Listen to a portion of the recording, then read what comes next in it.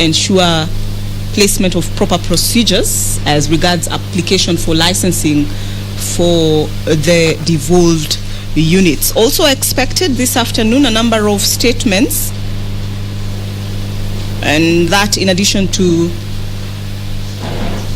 answers being sought by a number of senators, including nominated Senator the Honorable Petronila Were Lokorio, should be seeking answers from the Standing Committee on Education concerning the state of preparedness of the Ministry of Education to implement the junior secondary level of the competency-based curriculum, CBC, whose pupils will be proceeding to the 5th grade in the new academic year starting next week. A live broadcast brought to you by the Parliamentary Broadcasting Unit in conjunction with the Kenya Broadcasting Corporation.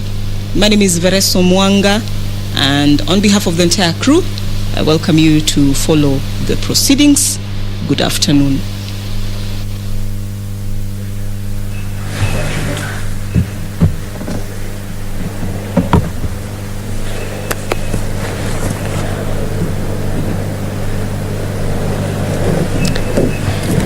Prayer. Almighty God, we beseech you to behold with your abundant favor and blessings as your servants whom you have been pleased to call to leadership positions in this republic. We seek guidance to treat and consider all matters that shall come under our deliberations in so just and faithful a manner as to advance the peace, prosperity, and welfare of our country and of those whose interests you have committed to our church. Amen.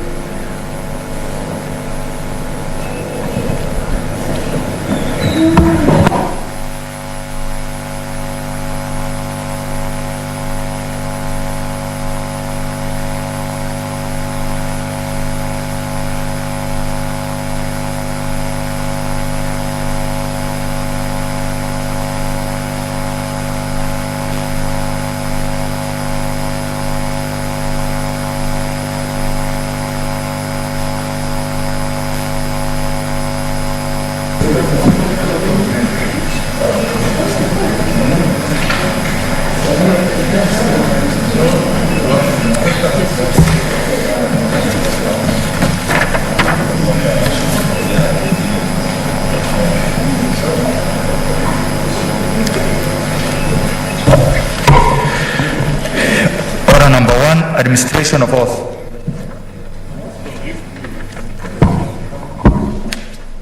Order number 2, communication from the chair. Order number 3, messages. Honorable Senators, I have a message from the National Assembly to communicate on the passage of the Public-Private Partnership Bill, National Assembly Bill number 6 of 2021. Honorable Senators, I wish to report to the Senate that pursuant to Standing Order 41, 3, and 4, I have received the following message from the Speaker of the National Assembly regarding the passage of the Public-Private Partnership Bill, National Assembly Bill number 6 of 2021. Pursuant to the said standing order, I now report the message. Pursuant to the provisions of Standing Orders 41.1 and 142 of the National Assembly Standing Orders, I hereby convey the following message from the National Assembly. Whereas the Public-Private Partnerships Bill, National Assembly Bill number 6 of 2021 was published by Kenya Gazette Supplement number 19 of 26 February 2021 as a bill to provide for the participation of the private sector in the financing, construction, development, operation, or maintenance of infrastructure or development projects through public-private partnerships, to streamline the regulatory framework for public-private partnerships, to repeal the Public-Private Partnerships Act, and whereas the National Assembly considered and passed the said bill on Wednesday, 30th June 2021 with amendments in the form attached hereto. Now, therefore, in accordance with the provisions of Article 110(4) of the Constitution and the Standing Orders 41, 1 and 142 of the National Assembly Standing Orders, I hereby convey the National Assembly's decision on the bill to the Senate. Honorable Senators, pursuant to the Standing Order 157, which requires that a bill originating in the National Assembly be proceeded with by the Senate in the same manner as a bill introduced in the Senate by way of first reading in accordance with Standing Order 139, I direct that the bill be listed for first reading on Thursday, 22nd July 2021. I thank you. Next order.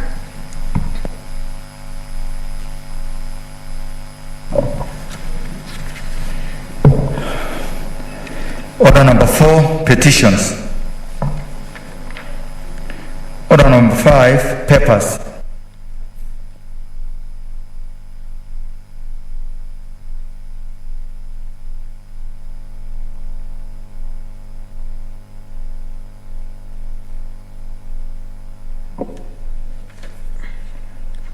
Chairperson, Standing Committee on Education. Please move.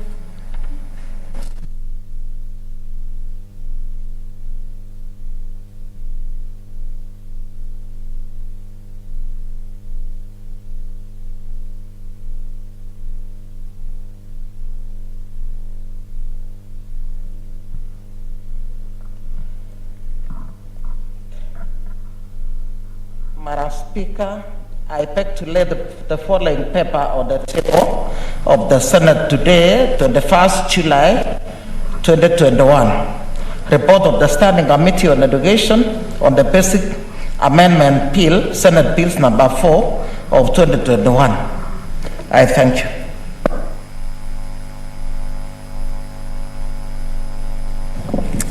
Thank you, Chair. The next report is from the Senate Majority Leader.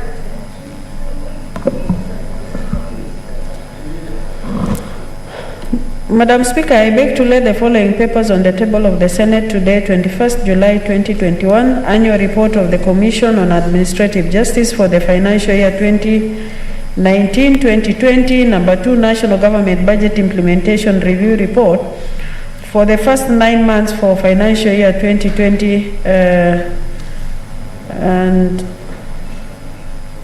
202. I don't know whether this is correct.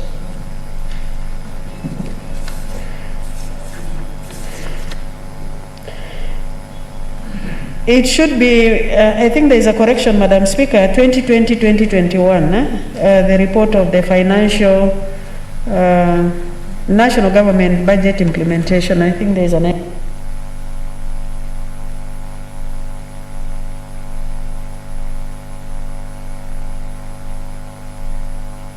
Okay, that brings us to the end of that order. Next order.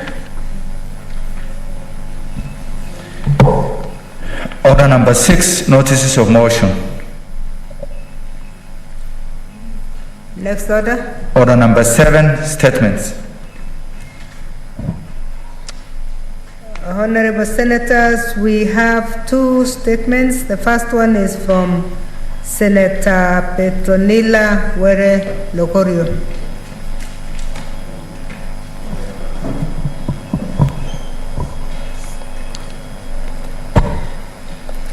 Thank you, Madam Speaker. I present a statement. I request for a statement. Madam Speaker, Mr. Speaker, sir. Sorry, Madam Speaker. I was about to call you Mr. Speaker, sir. Sorry for that. I rise pursuant to Standing Order 48-1 to request for a statement from the Standing Committee on Education regarding the state of preparedness for the Ministry of Education to implement the junior secondary level of the competency-based curriculum, otherwise known as CBC.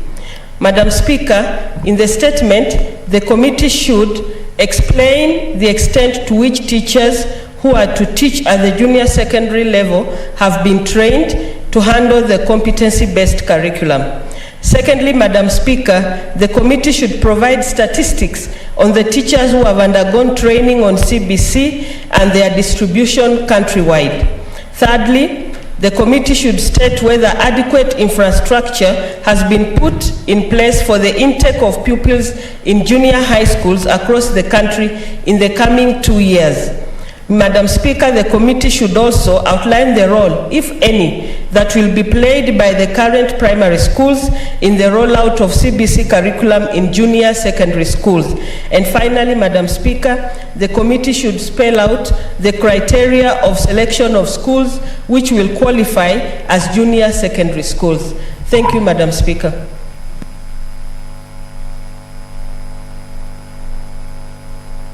Thank you, Senator.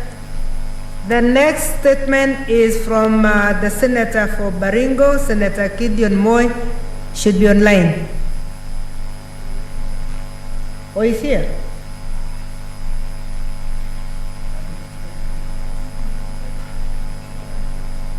Senator Moy, are you online? Is he online? Yeah, he should be online.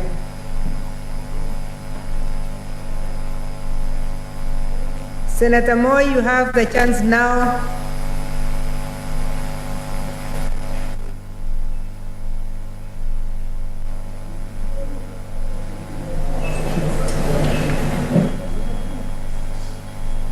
Here, me, Madam Speaker, can you hear me? Yes, now we can hear you, but we can't see you. We want to see you also. Yes, I can see myself. Can you see me now? Yes, now we can see you and we can hear you. Go ahead. Thank you very much. Sorry, I'm in a difficult, what do you call it? I'm rather indisposed right here.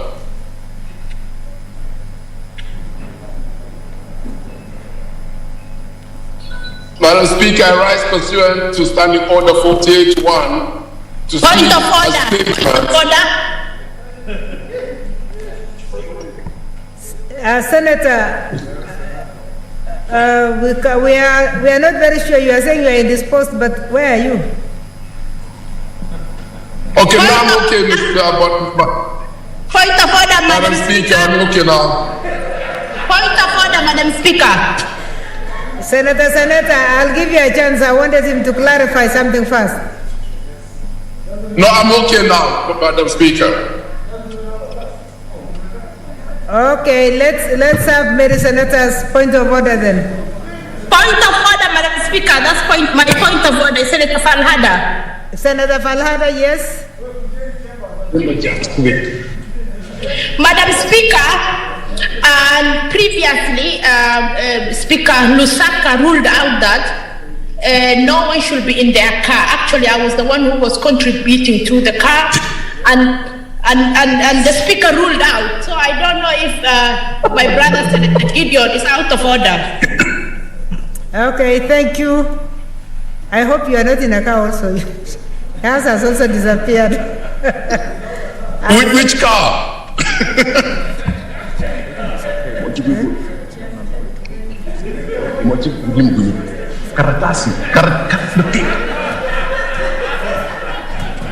Okay, Madam Speaker, I rise pursuant to Standing Order 48-1 to seek a statement. Okay. From the Standing Committee on Roads and Transport regarding the future of the Kazi Mtaani program by the national government.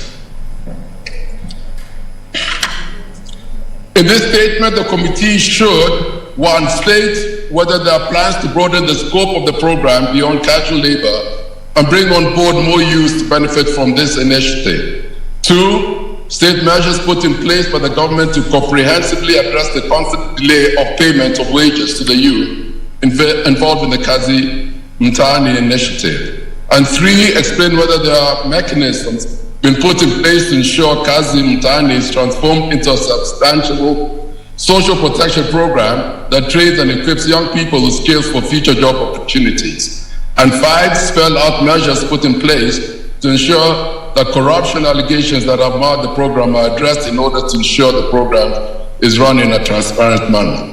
Thank you, Madam Speaker. Thank you, Senator. The next statement is from Senator Musurube.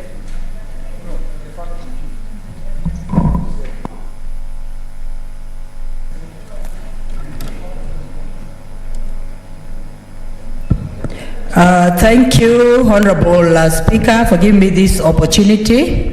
I make a statement on the Global Education Summit, Financing Global Partnership for Education, GPE 2021 to 2025.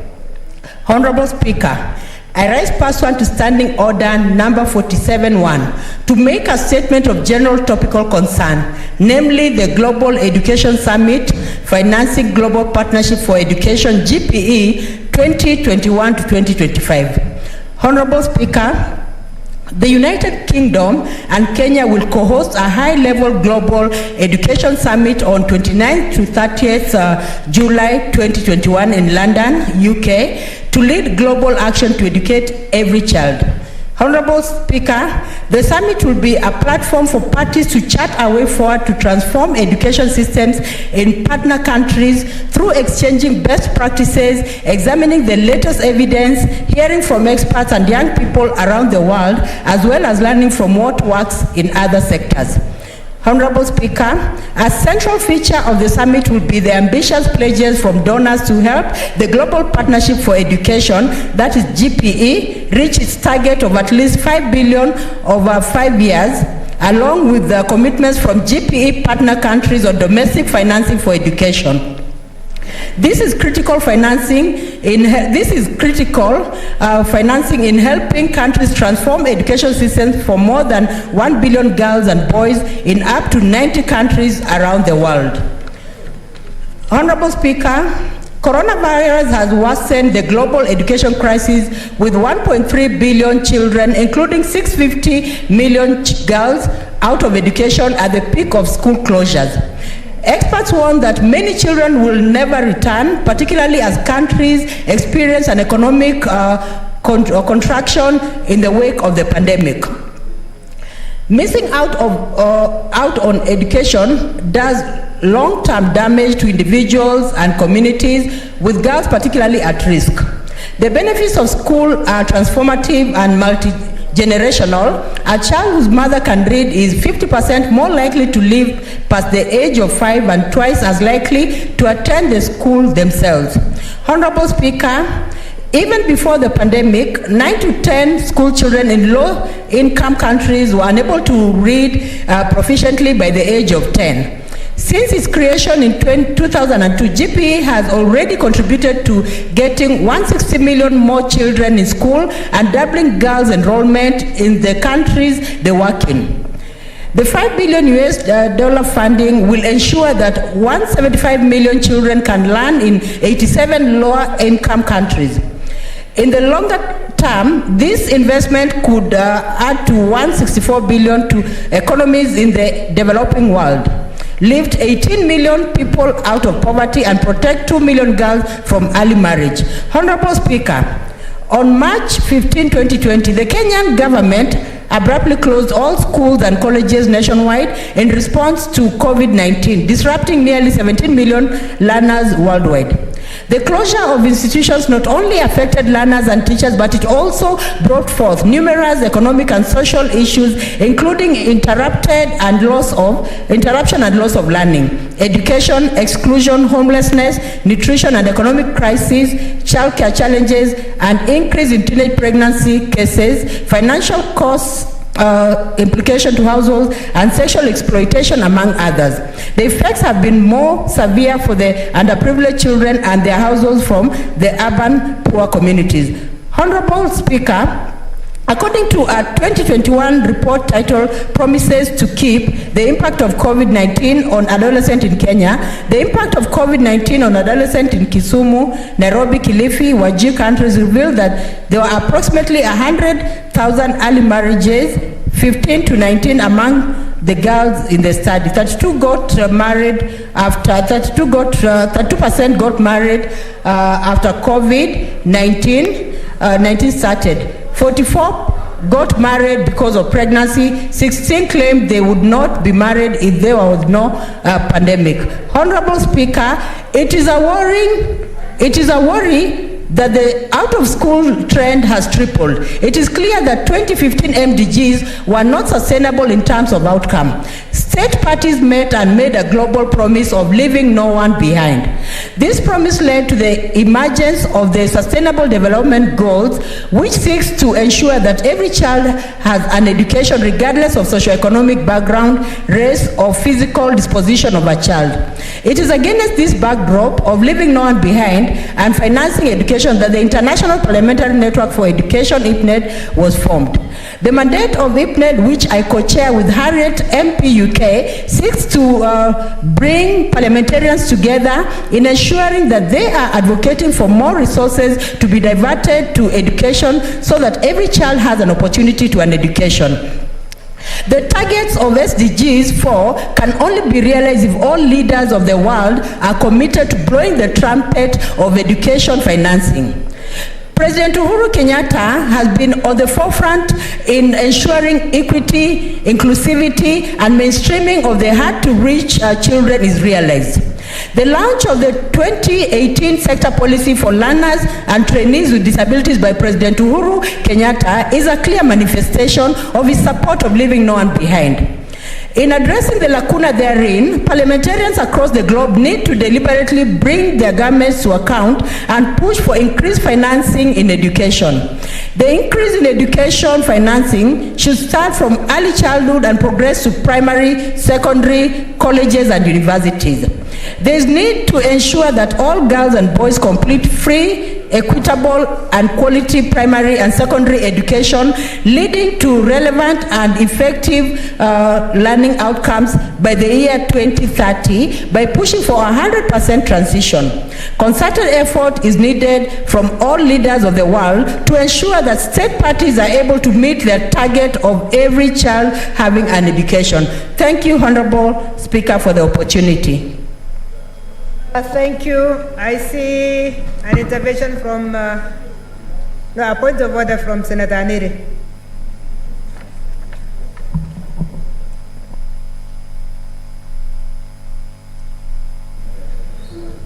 Madam Speaker, I thank you. Madam Speaker, last week I rose pursuant to the provisions of our standing order number 47, paragraph 1, to raise a matter that I thought was of national importance, although it affects Vihiga County, and that was the suspension of the implementation of Vihiga County budget for financial year 2021-2022.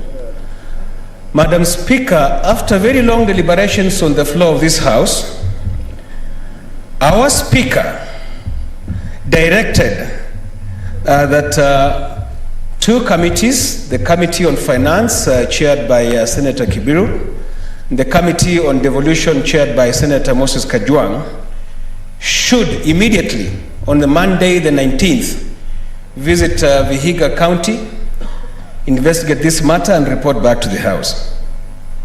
Madam Speaker, I stayed in Vihiga after having been there for the weekend until Monday to wait for the committee, and Madam Speaker, all that was in vain. The committee did not show up. I eventually read some communication that the governor had written to the clerk requesting that the visit be pushed from Monday to Friday. Madam Speaker, the Speaker's directive cannot be in vain. Directives made from the chair, Mr. Speaker, must always be taken seriously and be implemented. Madam Speaker, I want to hear from the chairs of the two committees, if they are here present, to tell us, number one, why they did not visit Vihiga as directed by the Speaker. Number two, to tell this House way forward how they intend to prosecute this matter. And number three, to tell us whether the committees of this House works at the whims, or rather the convenience of the people, the very people that are supposed to be investigated by those committees. Madam Speaker, the people of Vihiga have very high hopes and confidence in this House that we will be able to resolve this matter on their behalf as the custodians of devolution. This is a very, very important matter, and it should be dealt with expeditiously. Madam Speaker, I want to hear from the two chairmen what really happened and how they intend to proceed with this matter. Thank you. Thank you, Senator. Before we ask the two chairs to respond to your request, I want to allow three people to ventilate. Senator Haji Faria Ali. Thank you, Madam Speaker. I'm also in Finance Committee. So, Madam Speaker, this order was given on Thursday, and we've been told to go to the ground on Monday. A lot of politicians had already made their own arrangement in terms of where they need to be. So, Madam Speaker, there wasn't even going to be. And then the other challenge we had was there are two committees, joint committees. And the other thing we felt was if the people who are going to meet in ground, please listen first, then I finish, then you can comment. Honorable Speaker, I think you need to protect me. I think you need to protect me. There is a point of order from Senator Orengo. Okay. Senator Orengo is already coming on a point of order. I had wanted people to ventilate actually before. I did not realize that the Vice Chair? No, I'm not. I'm a member. You are a member? But Mr. Speaker, yeah. This was a directive given by the Speaker. It was not given by even the chairs of the committees. It was given by the Speaker. In fact, what I was expecting to hear is a message from the Speaker as to whether or not his directive had been complied with. I think we need to hear from the Speaker, and if that is not possible, then I would agree it is better to hear the chairman to speak officially and formally for the committees before we can have any interventions. I know the deputy whip, majority whip, is a member of the committee, but I think that she should allow the chairs to speak to us formally. That's why we have these chairs. And then it will be easier now to react to the difficulties they may have encountered. Thank you, Senator Wambua Enoch. I think I allowed additional clarification so that the chairs can respond properly. So, Senator Wambua and then Senator Weta. Thank you, Madam Speaker. Madam Speaker, I will speak to two issues. One, the attempt by Senator Faria to give an excuse as to why the committees did not visit. Madam Speaker, and we have said this many times, Madam Speaker, a time has come that the speakers must defend the dignity of that chair. That once an order is given by a speaker, then that is it. It's only the speaker who can vacate his own orders.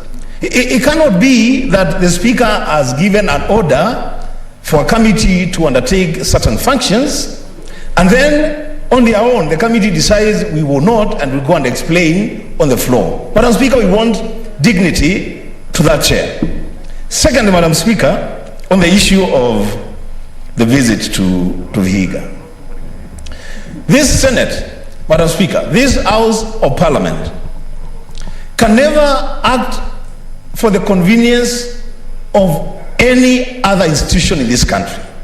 It cannot be that the two committees will wait for the governor to get ready to clean house, and then they can go and visit and see what has been happening. Madam Speaker, the orders of the Speaker must be followed all the time by everyone. I thank you, Madam Speaker. Thank you, Senator Wetangula Moses.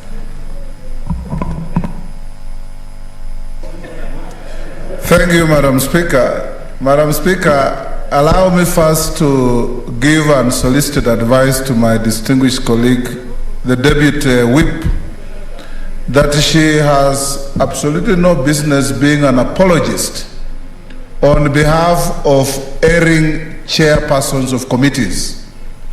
When committees don't do their work, it is not the duty of the leadership to apologize on their behalf, because they are members of this House. Madam Speaker, I am also a member of the Finance Committee. Madam Speaker, Senator Khaniri of Vihiga is not a frivolous senator. He is not a senator who brings on the floor of this House very tenuous issues that the chair can overlook or the House can sweep under the carpet. He does his work well. And he brought here a very important matter, Madam Speaker, that the budget of Vihiga County has been paralyzed. So there's no water, there are no salaries, they cannot put medicines in hospitals, and they cannot provide basic services to wananchi. And I have no doubt, Madam Speaker, that the chair, and on that day it was the substantive speaker himself, felt the pain of the people of Vihiga and directed that the committees go to Vihiga on Monday. Senator, are you assuming that the other chairs cannot feel the pain of the people of Vihiga? Pardon? Are you assuming that the rest don't feel the pain for the people of Vihiga? Any chair here will feel. No, I mean the chair is perpetual. So whether it was the substantive speaker was sitting or yourself, Madam Speaker, the pain was felt by the chair. So it could have been you, it could have been a member of the panel, but it is the authority of the chair that we are talking about. And directed that on Monday the two committees go to Vihiga. At the time I left this chamber, Madam Speaker, I had the chief whip of the opposition, Senator Mutula Kilonzo, with whom we sit in the same committee with my distinguished sister here, saying that they were going to arrange either a flight to Kisumu or even choppers to go and mitigate the problem in Vihiga. How this changed, Madam Speaker, is a matter that the chair must demand a proper, cogent and clear explanation from the chairs, because the chair can never act in vain. When you give a direction, it has only one response, Madam Speaker: obedience, and nothing else.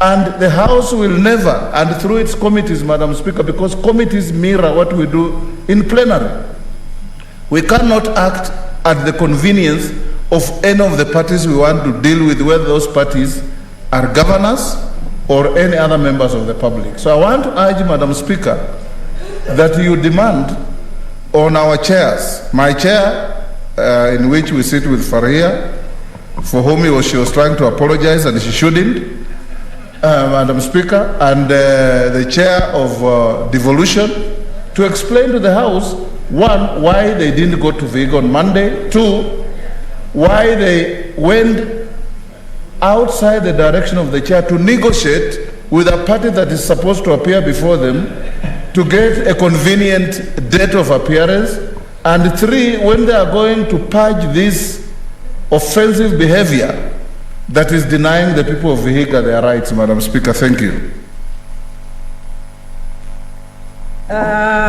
Senator Langat Christopher. Okay, thank you, Chair, for also giving me this opportunity to add my voice to what Senator Khaniri has raised. And I want to say, Madam Chair, that the people from our counties are facing a lot of challenges, and they are seeing Senate as a very important institution to air their views and expecting a lot of solutions. And I want to say that your authority as the Madam Speaker is so important in the Constitution, such that anybody else who can go and do a kangaroo court somewhere and actually do the opposite of what you've directed should not be entertained. And I want to say that all of us, if we don't take this one very seriously, it will come down even to our committees. You remember one time when the cabinet secretaries had refused to come to our committees, was indeed for the fact that we stood strong and demanded that they appear. At this point of time, they will not be appearing. So I want to support what Senator Ganiri has really raised, and I want you to request through your chair, Madam Speaker, that you redirect and make sure that the people of Vihiga really, their issues are addressed accordingly.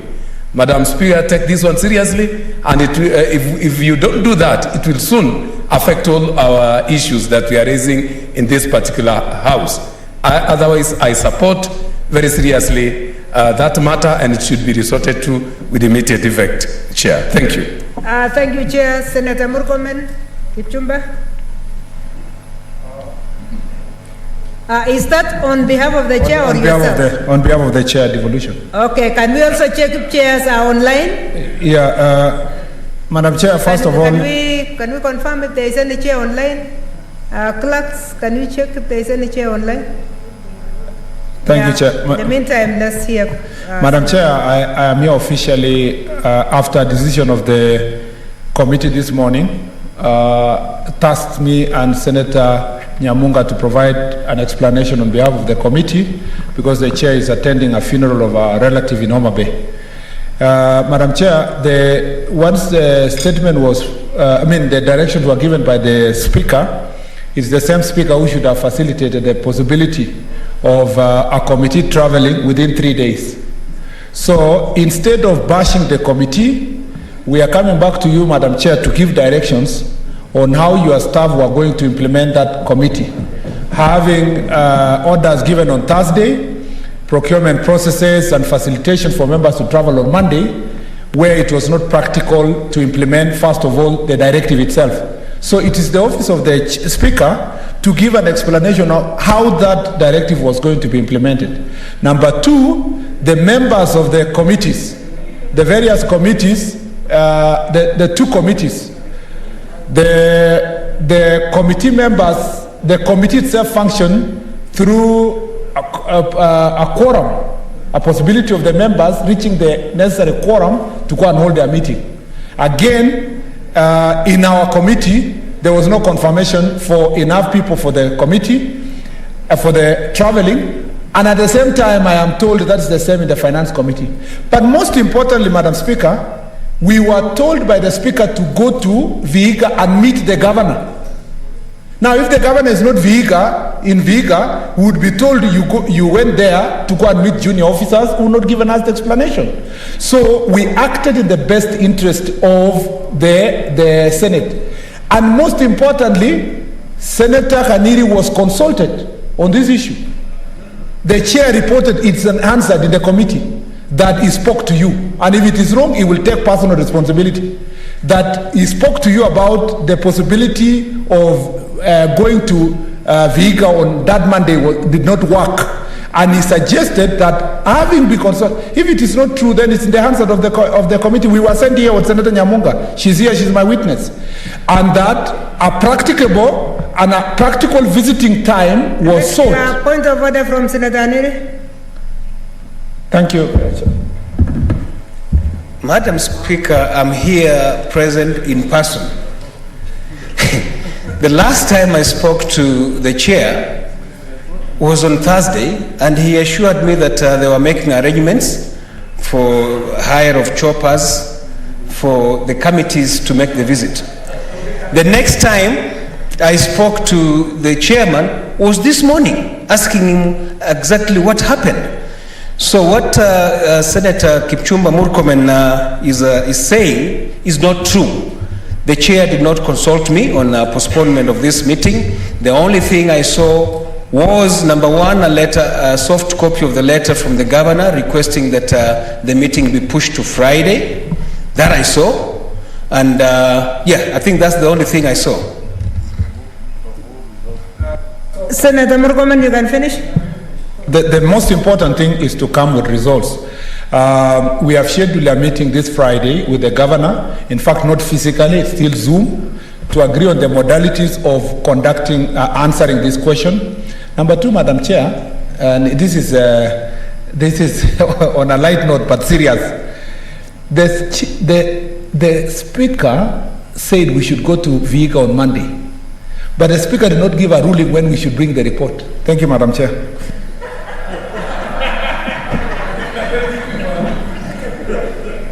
Senator Murkomen, that is a new one.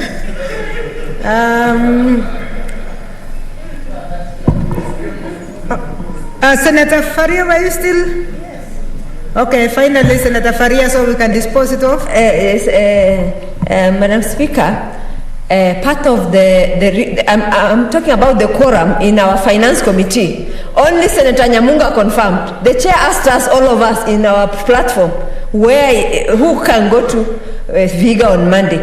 But then again, more importantly, the county government and both the MCAs were not ready for us. So how are we supposed to go there and meet who?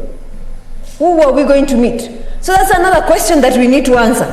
So, Madam Chair, there was all intention by my chair at least to go there and implement the directive of the Speaker, but from practicality point of view, that did not work out. I thank you, Madam Speaker. Do we have any chair online? There's a point of order from Senator Watangula. We are giving the chairs the last opportunity if they are online. Madam Speaker, facts are very stubborn because they remain facts. In the Committee of Finance, where my distinguished lady from Wajir is our member, and a very hard-working member, I have a lot of regard for her, very brilliant. But that brilliance does not give her a latitude to say what is not true on the floor. Because, Madam Speaker, Mutula Kilonzo Jr. is a member of the committee, he confirmed. I'm a member of the committee, I confirmed. If she was available and the chairman was available and Rose Nyamunga was available, then we were 5. The quorum is 3. So you cannot say, Madam Speaker, that because it now casts aspersions on members of the committee that we are either irresponsible or not taking our work seriously, we are not available even when the Speaker has given a directive. We were available, Madam Speaker. And as I finish, Madam Speaker, we shouldn't also let Senator Murkomen get away with what he said, that they have set a Zoom meeting on Friday to decide with the governor how the meeting will be conducted later. You know, they're going to have talks about talks in a matter, Madam Speaker, that is so serious that the Speaker has directed that it be dealt with expeditiously. Okay, Senator Orego. Oh, sorry, I didn't realize you were online. Madam Speaker, I'm really worried about the capacity of the Senate to respond to emergencies. Because, you know, it is the persuasion of the Senator for Vihiga that prompted the Speaker to say that you must get to Busia by Monday. Because the circumstances that were explained to us was that the Vihiga was at a standstill. There were no operations going on. And indeed, over the weekend, I was in Kisumu, and I was getting information that things are not going on very well in Vihiga, with 4 members of the executive, you know, undergoing the process of impeachment, the deputy governor, bills were not being paid. If the Senate cannot respond to emergencies, and now the people of Kenya are hearing that there's an emergency in a county, and the Senate cannot get there in time, that undermines the authority of the Senate as an institution. I remember President Bush, the second Bush, the younger Bush, he did make it to the floods during Katrina in time, and that cost him an election. Yeah, that is a circumstance where people take things like this very seriously. So I think, other than the chairs, we need a statement in form of a message or whatever we call it from the chair.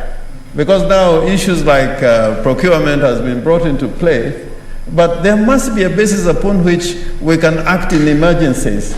And I think the Speaker was aware. The Speaker has been involved in emergencies. I know the Speaker has gone on trips that he didn't anticipate. And within a day, he is across the border representing either the Senate or the Republic. So we need an explanation from the administration through the chair, so that in future, if there's another emergency, we are not told that, like Honorable Senator Murkomen was saying, that the governor was not going to be available, and now they are involved in talks about talks. But by the time we have talks about talks, the substratum of what we are trying to deal with will be gone. It will be no longer necessary to talk about Vihiga, a small county with big problems. Honorable Senators, I have listened to the ventilations that have come across. The ruling of the Speaker was that the meeting would be on Monday. And whenever a ruling has been given, we don't change. We must stick to that. Because if there was an issue, it should have been raised on that day. The same chair should have given us their excuses on that day. The chairs themselves have not responded today. We have tried to look for the communication from the governor, and we have not seen it. I've been trying to get that communication which was there. And I would like to rule as follows. Chairs of committees must take their roles very seriously. It is the chair of the committee. And the reason I'm saying the chair of the committee is the fact that our administrative facilitation is the obvious thing when a chair has been asked to do anything.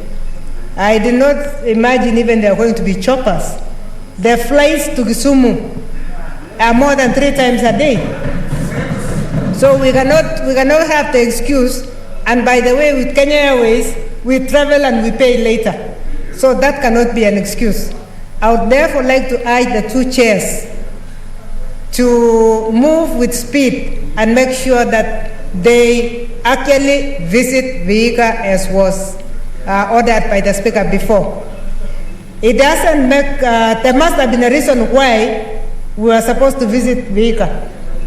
So we cannot change at this stage and say we go Zoom. We must have the committee moving to Vihiga. So the Friday meeting, I'm asking the 2 chairs to convene again and actually move to Vihiga and undertake that assignment on behalf of this House. Because a letdown by 1 chair is a letdown to the whole House. So our efficiency must be upheld by the chairs. So please, chairs, do your work and accomplish that assignment. Thank you. Next order.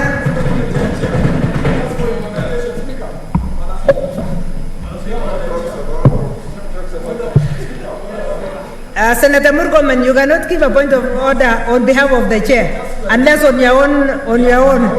Yeah, because you don't even know what the chair would have said. It's a point of order on how I understood your direction, Madam Chair. Yeah. Just for clarity, the statement that was brought by Senator Khaniri was under 48, right? Standing Order 48, which is a statement on a matter of importance to a county, and he said county or national, which means it's not a statement that was directed to be dealt with in the manner in which a committee is supposed to do. So it is the Speaker who used his own discretion to say, go ye and visit Vihiga. but he didn't say visit to do what. He said visit, no, just wait. We have to be very clear, Madam Chair, because no, it's important. If please, George, there's nobody who knows the standing order better than Senator George Kaniri. If he wanted to bring a statement in the usual manner, that a statement goes to committee for purpose of bringing a report, he would have done it.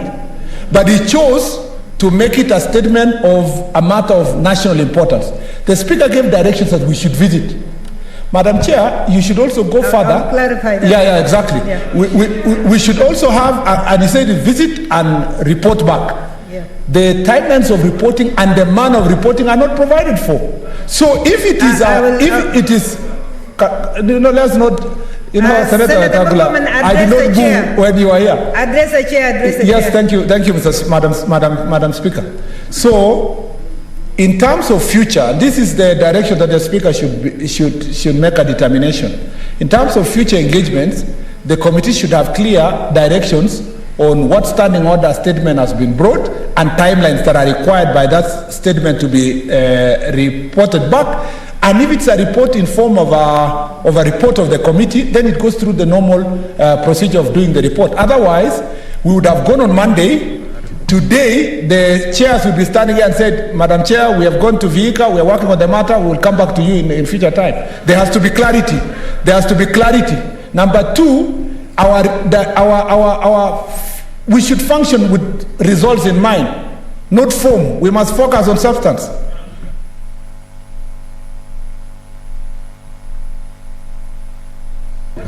Honorable Senators, let me confirm one thing, that the Speaker, out of any statement, the Speaker can make a recommendation. So the Speaker rightfully recommended that a visit be done to Vihiga. And for a visit to Vihiga, we do not expect the committee to come back with nothing. We are expecting the committee to go to Vihiga and come back with a report. So this time, let me be very clear that we are expecting you to go on Friday and we are expecting the report on Tuesday, because the clerks have not said they will not be able to process your report within 2 days. So please go finish your assignment. You're going to spend the Saturday to write the report, and then let's have our report tabled on Tuesday. It's so ordered. Next order. Order number 8, the coffee bill, Senate Bills number 22 of 2020. Second reading.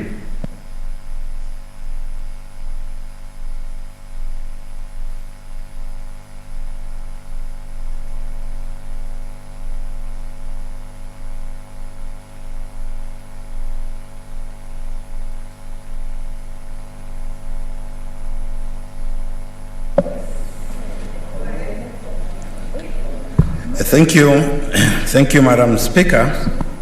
Madam Speaker, the pursuant to the provisions of Standing Orders 14.1 of the Standing Orders, that the coffee bill 2020 now be read a second time.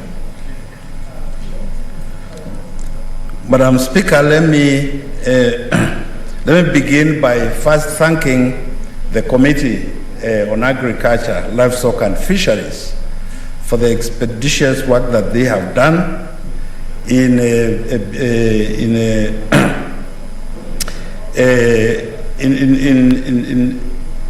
and their commitment throughout the process of developing this bill.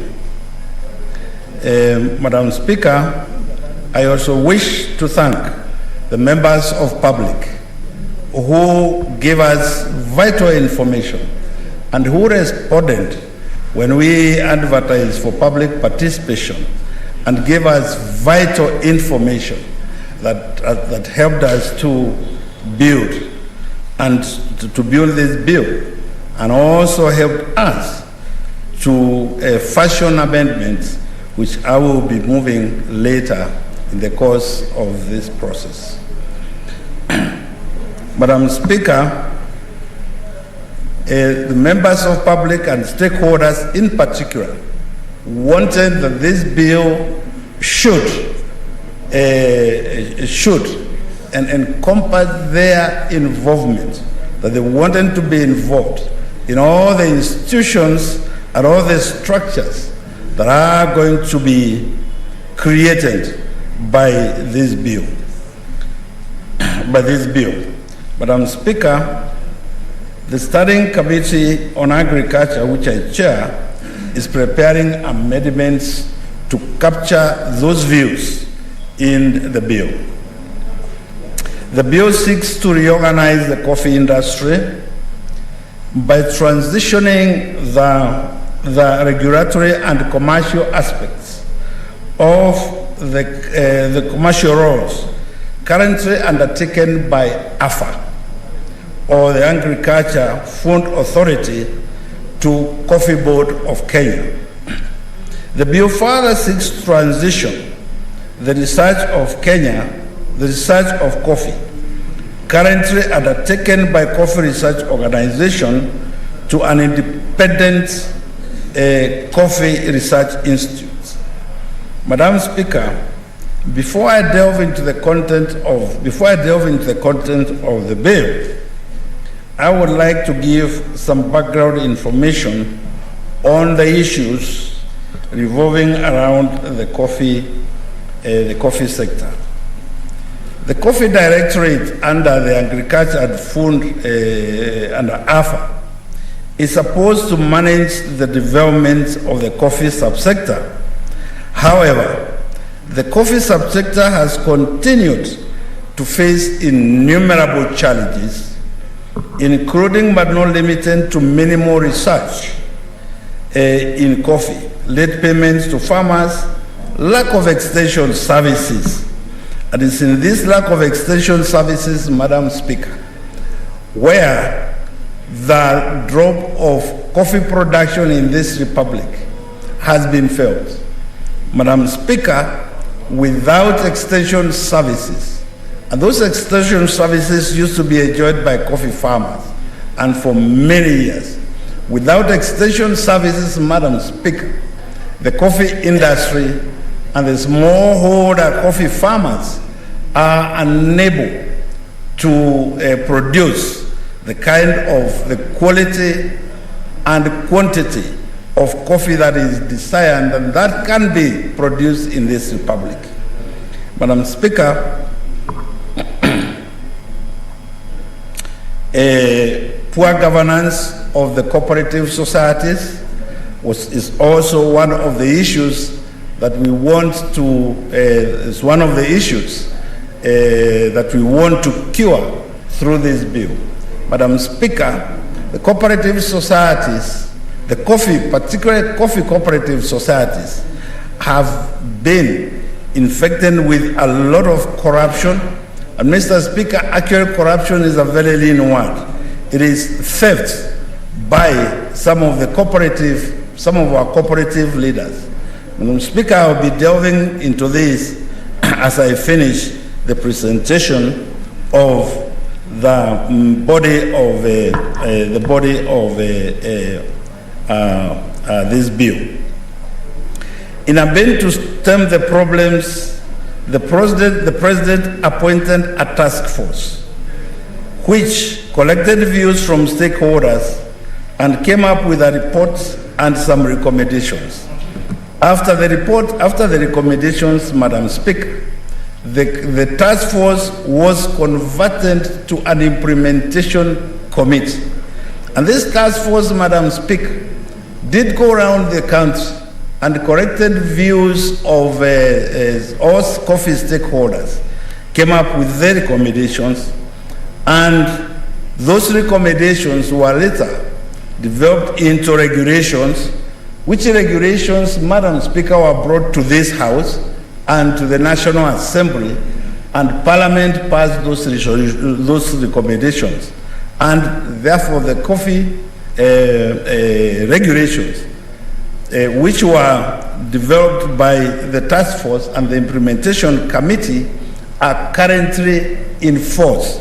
This, Madam Speaker, I say because of late we have seen some shenanigans which tend to draw back the efforts that have been achieved by the task force, which is now a studying committee on implementation of the coffee reforms. The President, through a Gazette notice number 7512, dated 25th of September 2020, converting this commission to Coffee Subsector Reforms Implementation Studying Committee to coordinate, oversee, and monitor implementation of the coffee subsector reforms.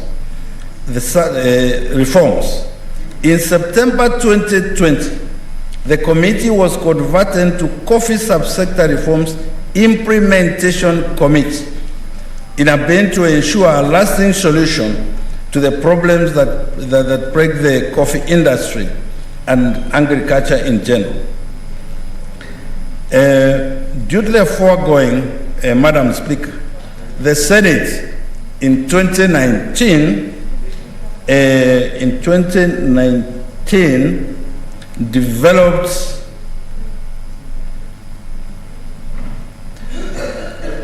the Standing Committee on Agriculture proceeded to develop the Coffee Bill, which was eventually published in October 2020. Madam Speaker, with your permission, I shall proceed to highlight the various provisions of the bill.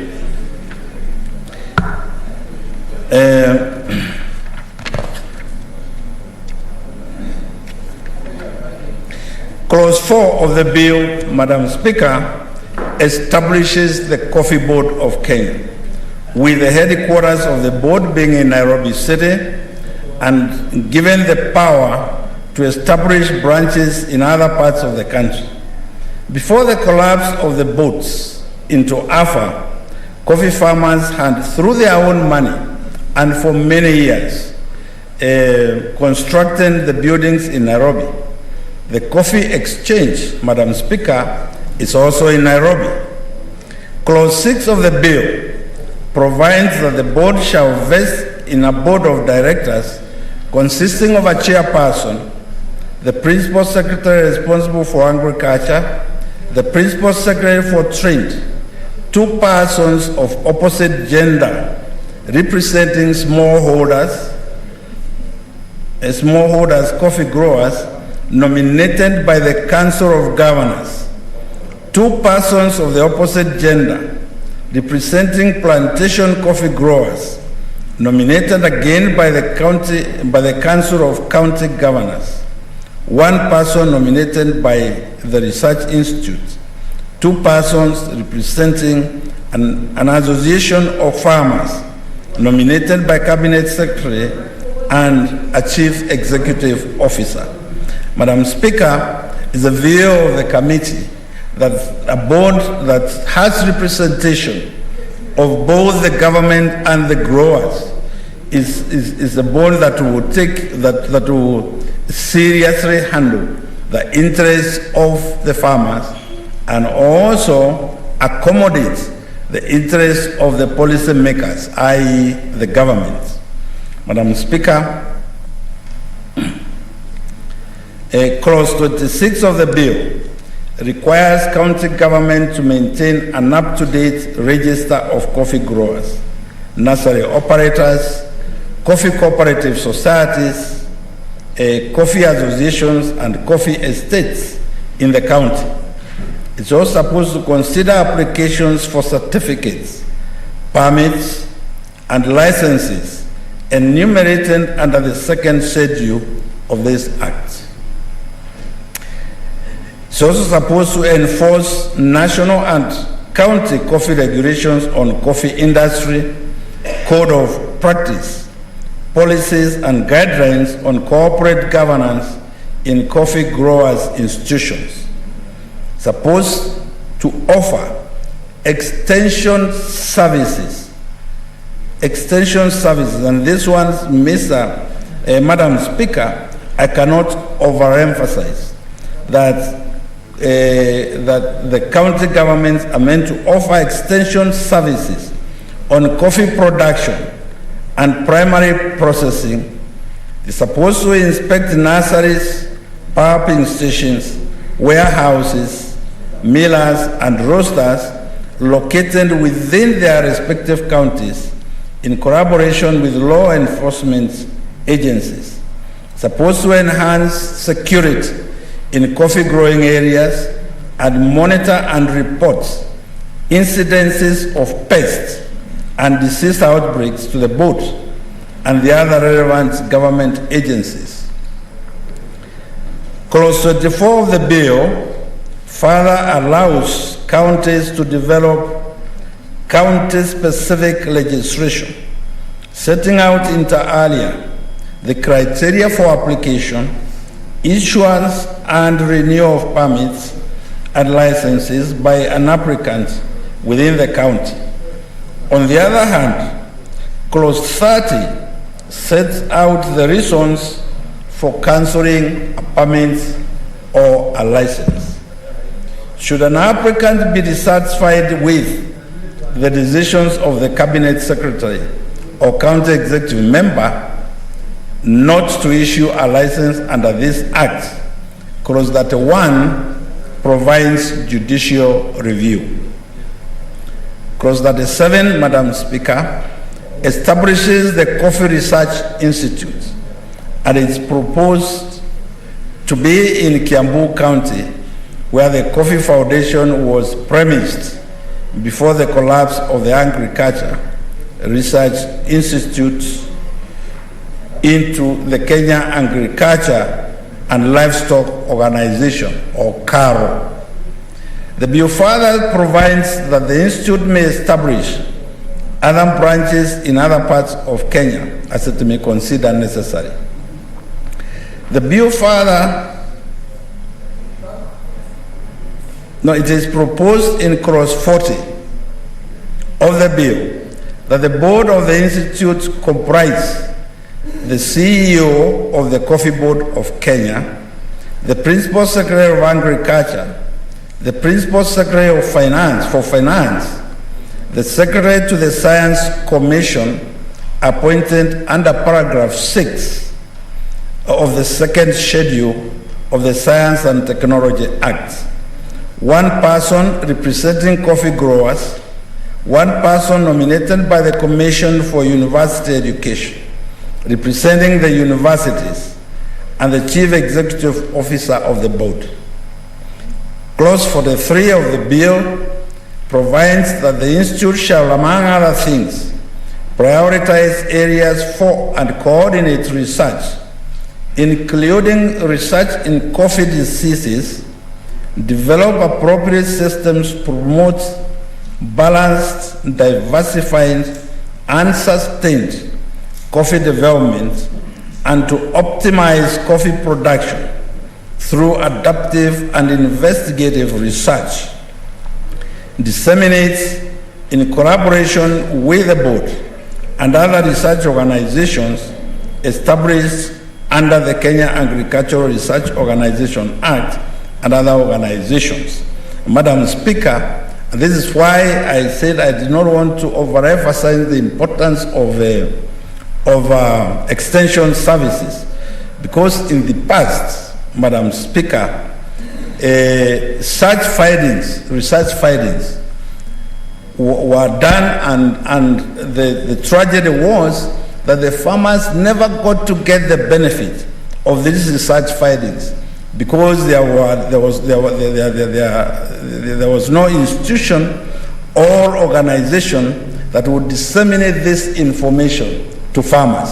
But with in this bill and establishing that the functions of the county governments, it is the county governments that are meant to make sure that we have extension services who will disseminate this information to farmers.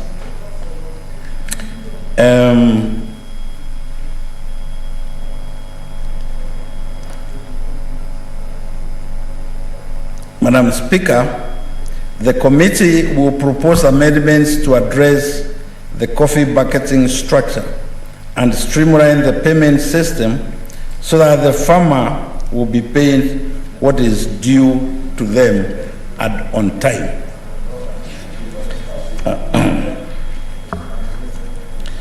Should an applicant be dissatisfied with the decision of the cabinet? No, I think I've gone back to where we came from.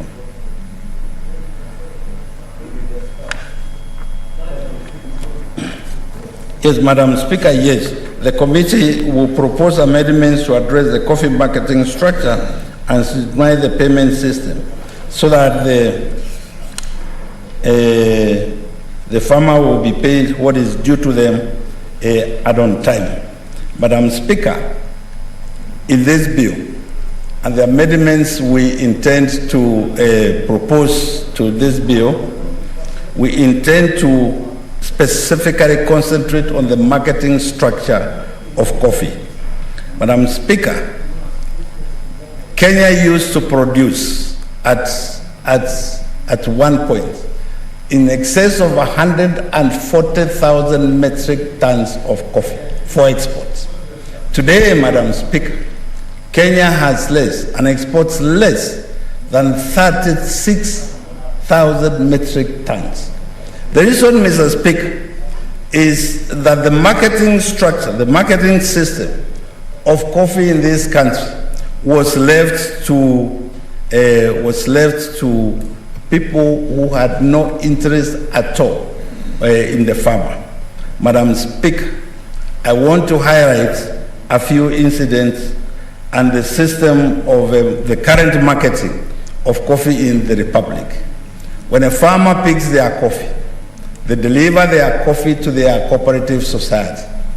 Once the coffee is delivered to their cooperative society, Madam Speaker, the coffee then is taken to a miller who will mill the coffee into a clean coffee. At the first stage, it is what we call a parchment. At the second stage of the miller stage is where we get clean coffee for exports. At this stage, Mr. Speaker, what has happened, what has been happening in this country is that the millers, the coffee millers, and this is very important, the coffee millers are also the coffee marketing agents. Madam Speaker, I want you to imagine where the farmer has delivered their coffee to the miller, and that miller is also the marketing agent, is the one who will sell the coffee for the farmer. Madam Speaker, in many instances, and that is what happens, the marketing agents are also agents of the buyers. So what happens eventually is that the coffee, once it gets to the millers, it is up to the millers to decide how much they will pay the farmers. It is up to the millers to decide. You know, it's just like, it's like giving your goats to a hyena to go and herd for you. It is the millers and these commercial agents who decide how much the farmer will be paid. As if that is not enough, Madam Speaker, when the money is, before the money is even paid to the cooperative societies, some of cooperative leaders, they collude with these marketing agents, and they collude with the marketing agents, and the money is skimmed at the top, so that the farmers are only told this is how much your coffee was worth, but a big portion of that money is again skimmed by the cooperative leaders, to the extent that by the time the farmer gets what they are paid, it is such pittance, Madam Speaker, that kills coffee farming in this republic. Madam Speaker, at the moment, 80% 80% of all the coffee in this country is handled at the marketing level by less than 4 players. These 4 players, they own mills. These 4 players, they represent market. They are the marketers. These 4 players, Madam Speaker, they also represent the buyers in Europe and wherever, to the extent, Madam Speaker, that the coffee quite does not belong to the farmer, but belongs to these cartels. This bill intends to cure that problem. Madam Speaker, in curing that problem, the bill we intend to introduce amendments to introduce a marketing system whereby the farmer will be paid their dues directly once the coffee is sold. We intend to introduce a direct payment system for the farmer, so that once the coffee leaves the cooperative society or leaves a grower's factory and goes to the mill, the coffee then is taken to the coffee exchange. And from the coffee exchange, it is no longer the marketing agents who will be in charge of that coffee. No, Madam Speaker. Madam Speaker, at that point, the coffee will still belong to the farmer. The contracts will specify how much the farmer will pay for milling. The contracts will specify how much the farmer will pay to the broker who will handle their coffee at the coffee exchange. And after which, the farmer will then be paid their monies directly into their accounts, into the farmer's account. The cooperative societies, we are proposing in this bill that the cooperative societies will be paid at 10% for running the factories and so forth. Madam Speaker, once that is done, we anticipate and we know that farmers will get back again to producing coffee.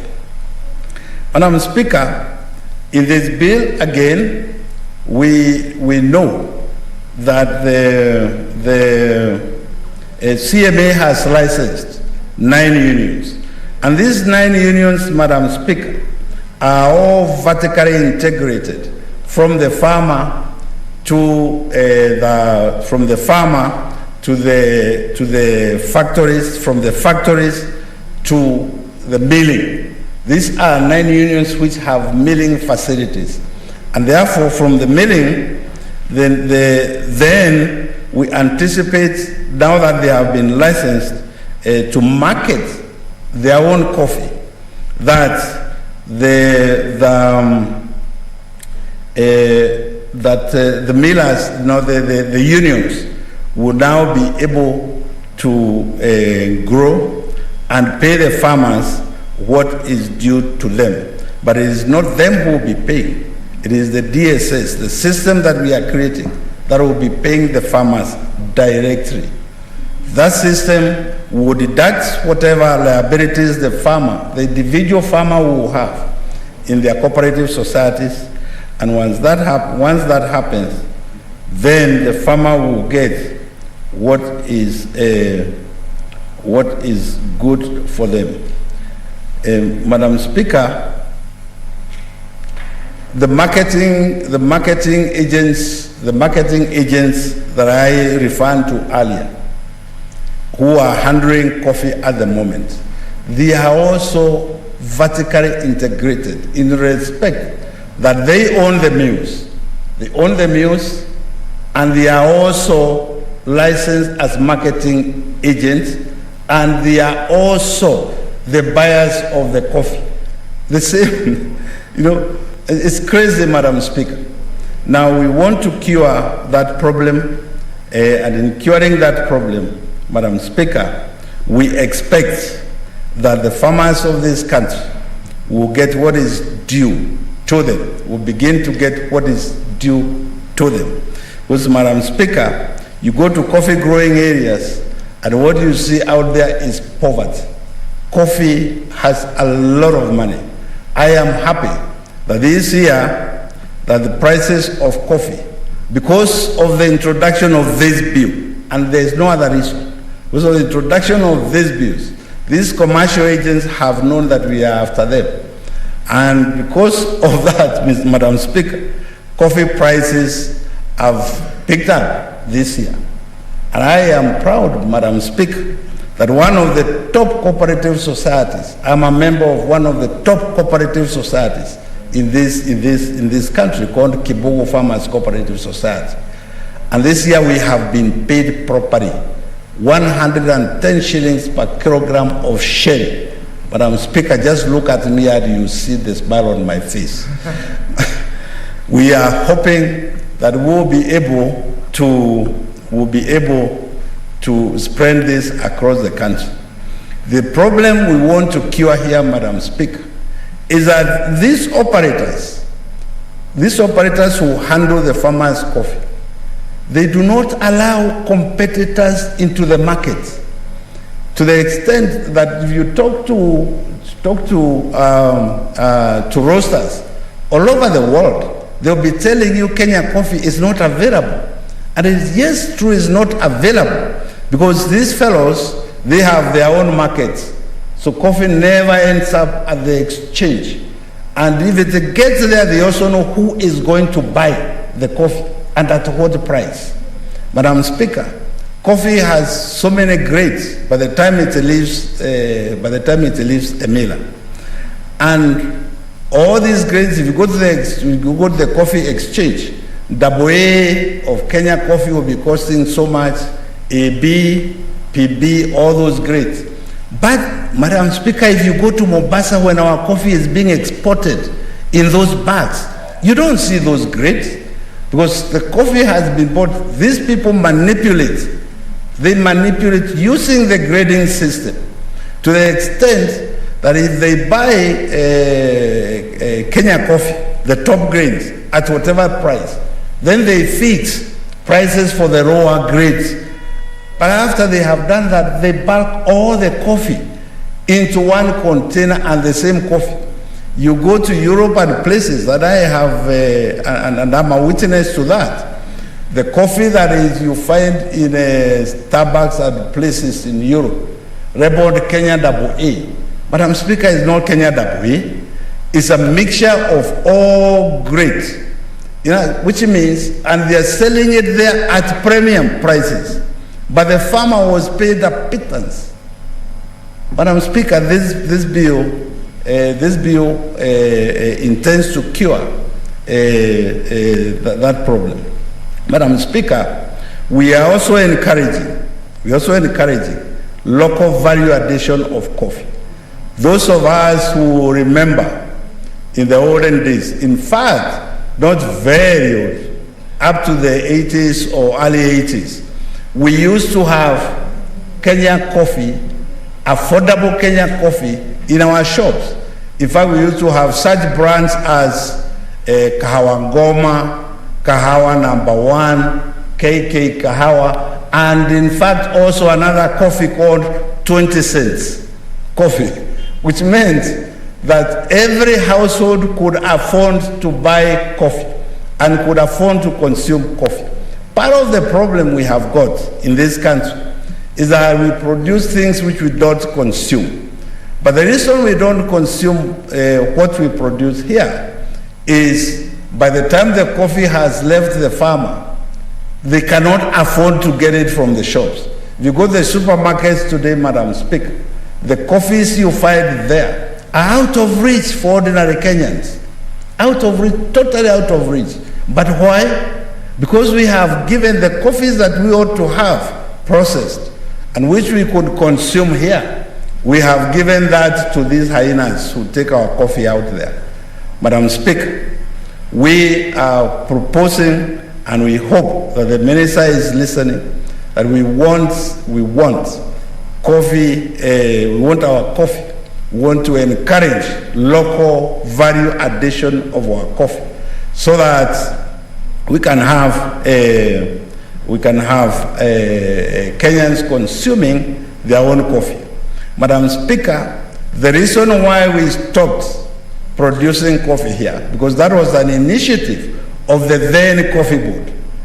The reason why that stopped is because, again, on that board, there was appointed, instead of farmers representative and people who had an interest and a passion for growing and expanding Kenyan coffee, we appointed traders, coffee traders.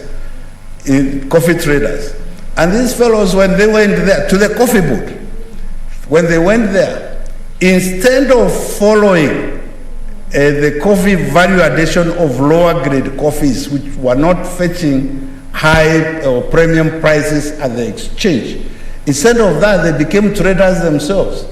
Madam Speaker, if you see the roasting plant, which was owned by the farmers in industrial area here, which eventually was closed and ransacked by I don't know who.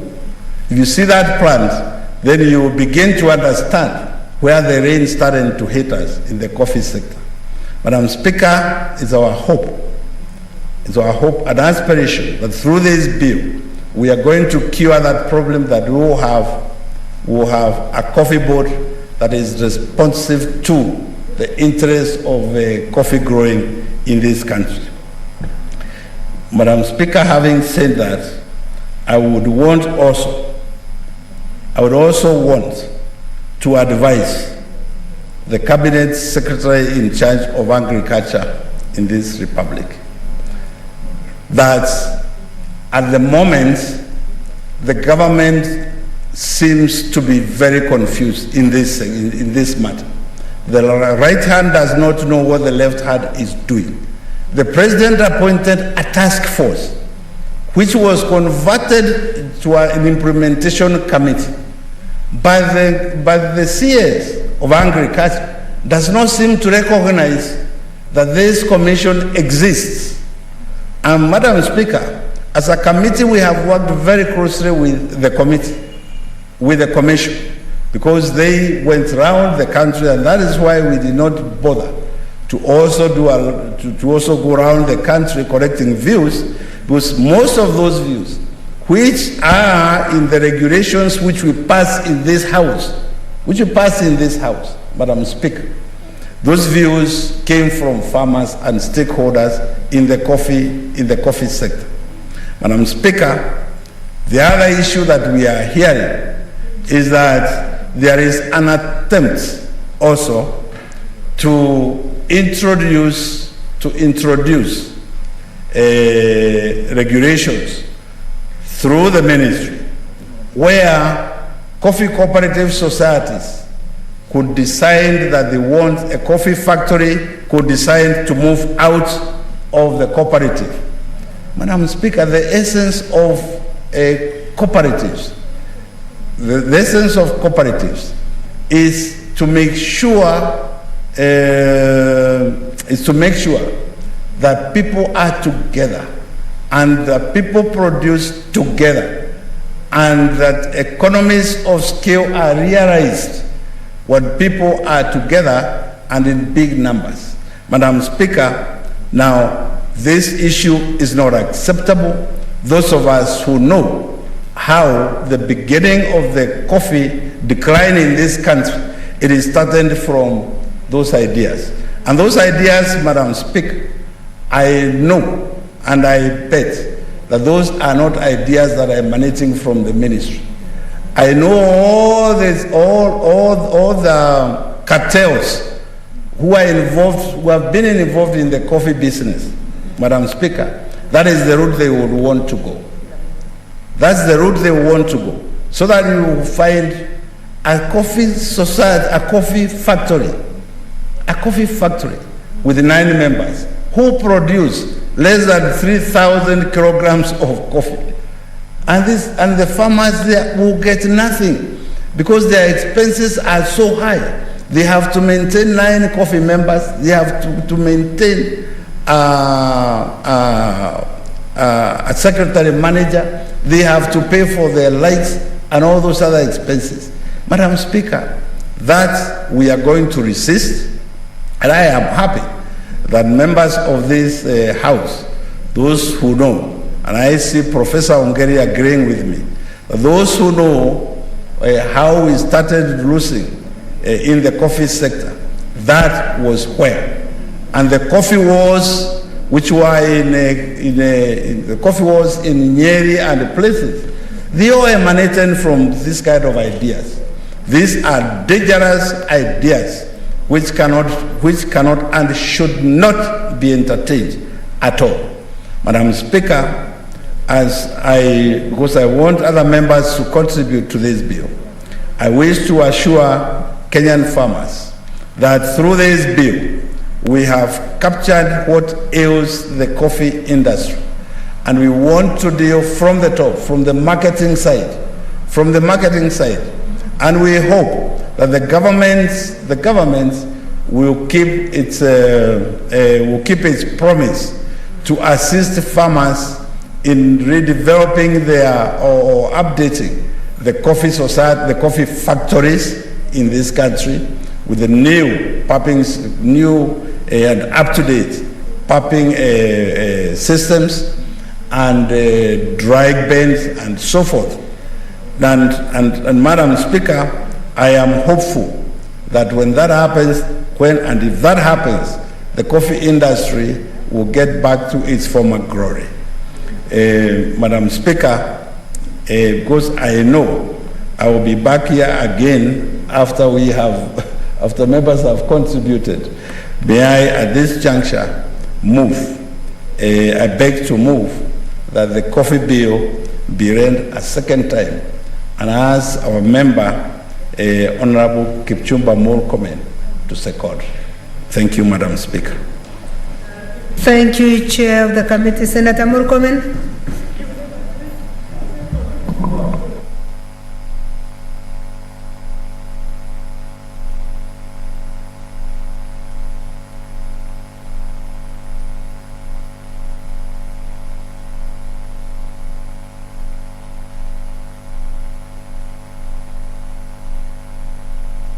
Thank you very much, Madam Chair. First, I want to thank the committee for accepting and proposing me to second this very important bill on behalf of my colleagues in the committee.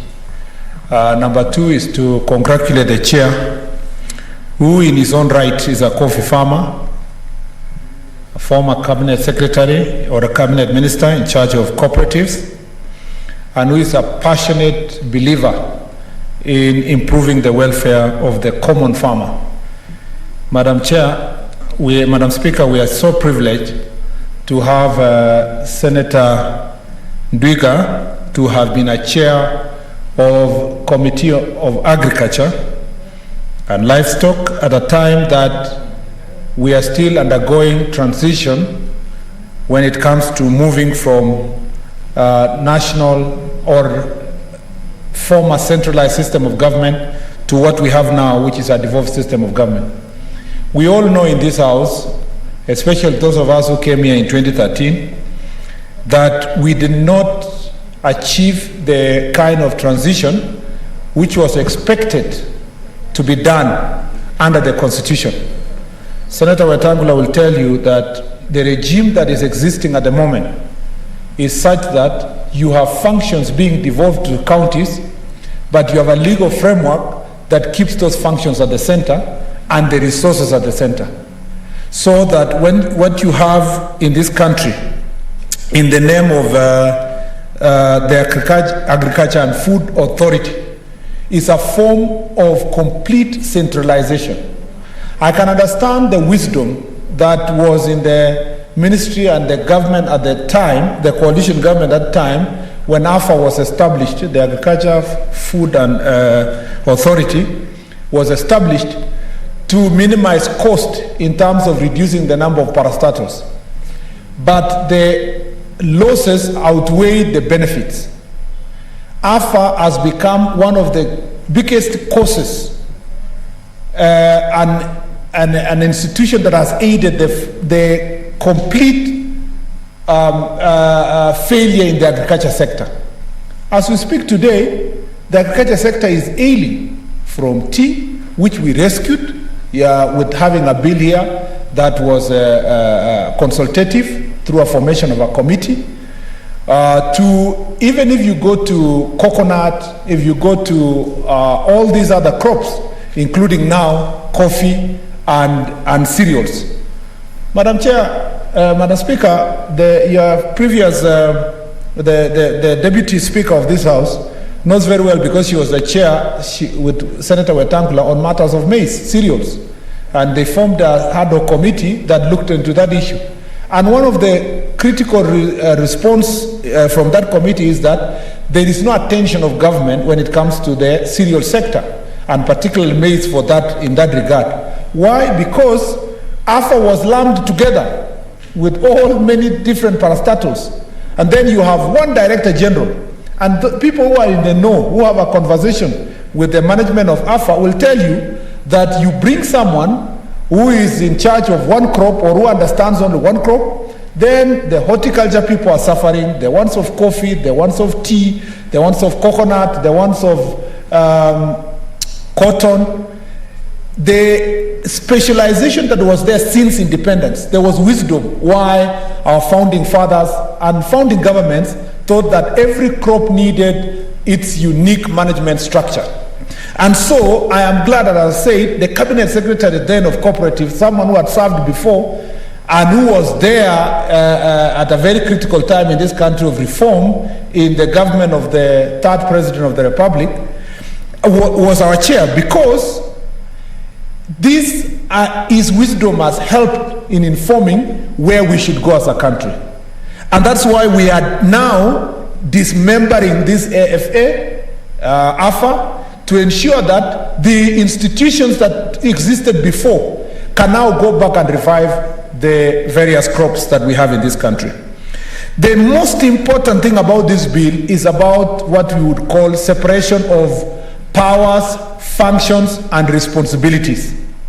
Like the mover of the bill and the chair of this committee has rightly captured, we want to separate the person who is doing the regulating the sector, from the one who is the farmer, and the one who is marketing, and the one who is milling.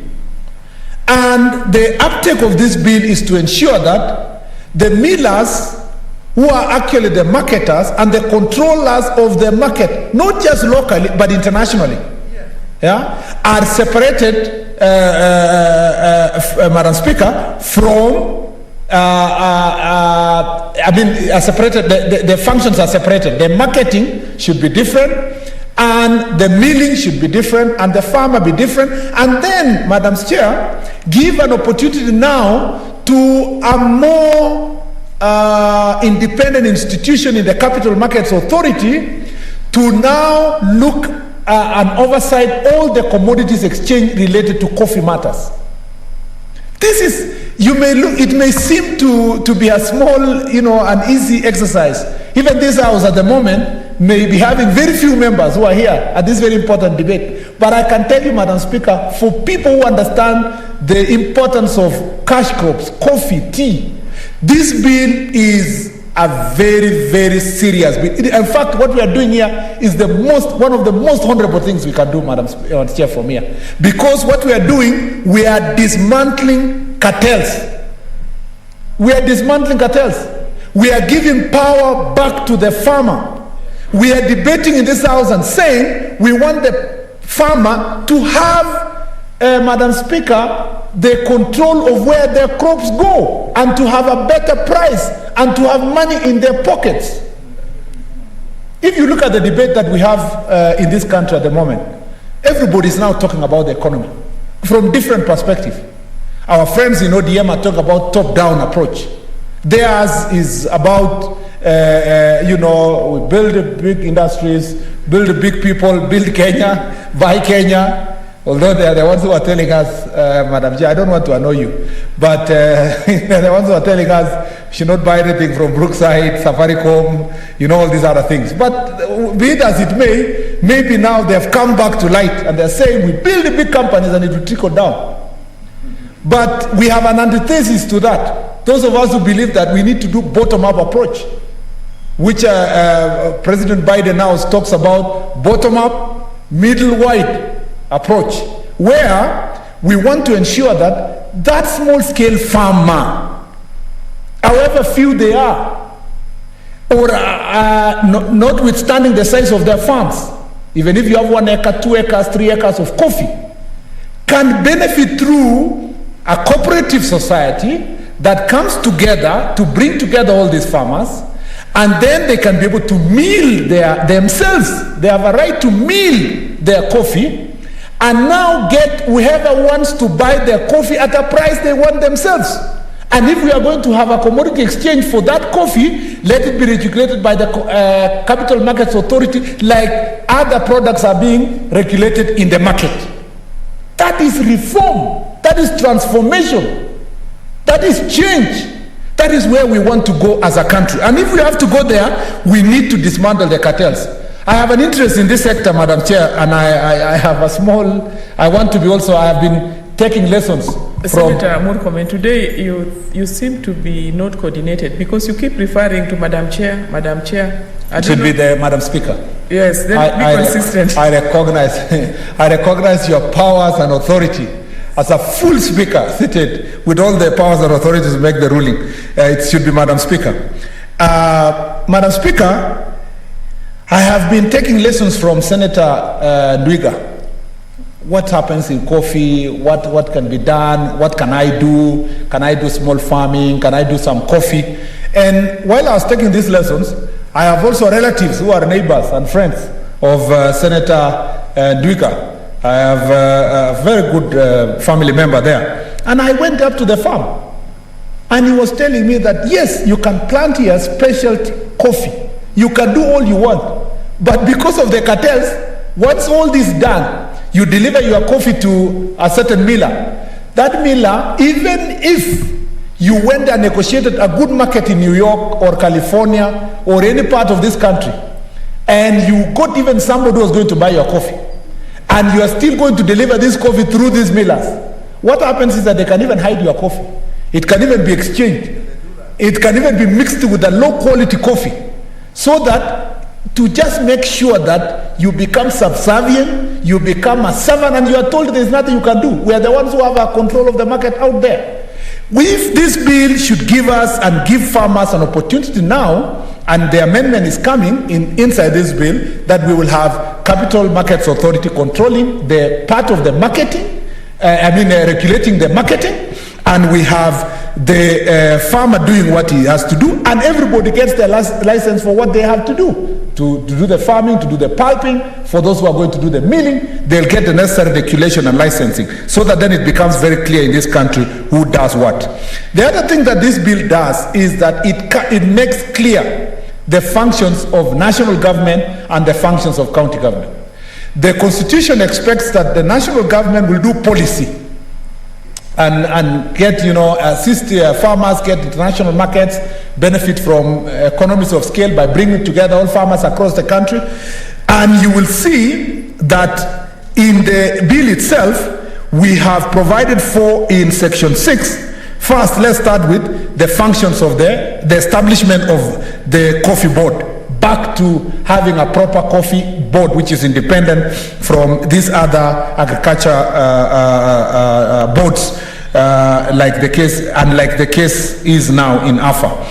If you look at the composition of that board, you will see that it brings together the farmers, the representation of county governments, and we've put it clear there that 2 persons from opposite gender representing plantation coffee growers who are nominated by Council of Governors, and we have also 2 persons representing Association of Farmers Coffee nominated by the Cabinet Secretary, so that you have people who are representing farmers sitting there in the plantation of coffee growers, that is big farmers and the small farmers are all seated in the board. If you look at the functions of the board, it is clear that the board has a responsibility Madam Chair, Speaker, to provide permits and licenses as provided for in the schedule of the bill to register coffee dealers. Meaning that, Madam Chair, if we find that you are unscrupulous business person dealing in coffee and fleecing farmers and using the opportunity you have to create, a group of cartels, we register you or deregister you with an authority of a board that has the powers and responsibility to do as the same. It also has the responsibility to conduct local and international coffee market intelligence and promotional activities so that they can be able to help the farmers, including marketing Kenya abroad and Kenyan coffee abroad. It has also responsibility to put in place a framework of capacity building and interaction of various players in the coffee industry, because it has a bigger view, an overview of what's happening in the country. If you now contrast that, you will find in section, Madam Chair, 23, the establishment of the functions of a county government when it comes to the coffee sector. And key, Madam Chair, here is they maintain an up-to-date register of coffee growers, nursery operators, because these are important. By the way, one of the reasons, let me just digress a little bit. I came to learn, albeit late, that one of the reasons why most of the young people in this country are not embracing agriculture, why agriculture doesn't sound sexy, is how it was presented. Agriculture for a long period of time was the mzee's farm, the patriarch of the family is owning large pieces of land, and then the farming itself is done in a very casual manner. I sometimes pity ourselves because even the young people of 40s and below who have bought farms, they are doing what they call telephone farming. Somebody's in Nairobi and he's sending fertilizer, telling someone, okay, put the fertilizer there. You don't know if anybody's taking care of your crop or even livestock. People are farming which is not considered to be financially viable. But farming can be very financially viable, Madam Chair, Madam Speaker, if you take the right steps. You have the right seeds, you have the right marketing strategy, you have the right people who are the scientists who are looking after the disease, they are the ones who are nutrients for your crops. And Madam Chair, it is the duty of county government now to go to the ground level. I was trying small farming the other day, Madam Chair, and for the first time I realized I have to look for professionals. I'm asking around, who is a graduate from, or who has a diploma from a Kari Training College or somewhere, who has the capacity to do it. Because sometimes if you just go and do things haphazardly, and people must be willing to spend the resources. I know, Madam Chair, that the challenge that the farmers have at the moment is that for them to follow this procedure, this proper procedure of having good seeds, good animal crop protection, is because it's costly. But the government can give an incentive to proper people who are doing proper farming by giving them easy loans in the structure and form of the CDM. Again, that is a very important principle that is being perpetuated by the side of political side I believe in the bottom-up approach, Madam Speaker, looking for the resources that will facilitate farmers to improve their crops and improve their livestock. And in this case, it is the coffee crops, Madam Chair. So this will be the function of the county government. The problem with our governors and the problem with how Kenyans understood devolution is we understood devolution to be big structures, tall buildings, big offices, because there are two reasons. One, people appreciate that the governor has done so well because he has a White House for an office. Fantastic. He has a big office that he spent 500 million to build that office. But Madam Chair, what if that 500 million was given to farmers to improve their crop production, to improve their coffee? It is not, for sure that government would be appreciated because the farmers are more, they will be voted back. And the legacy is long-term because you improve the living standards of the people. They are able to take their children to school. They improve their their lives. These are the things that we want county government to concentrate on.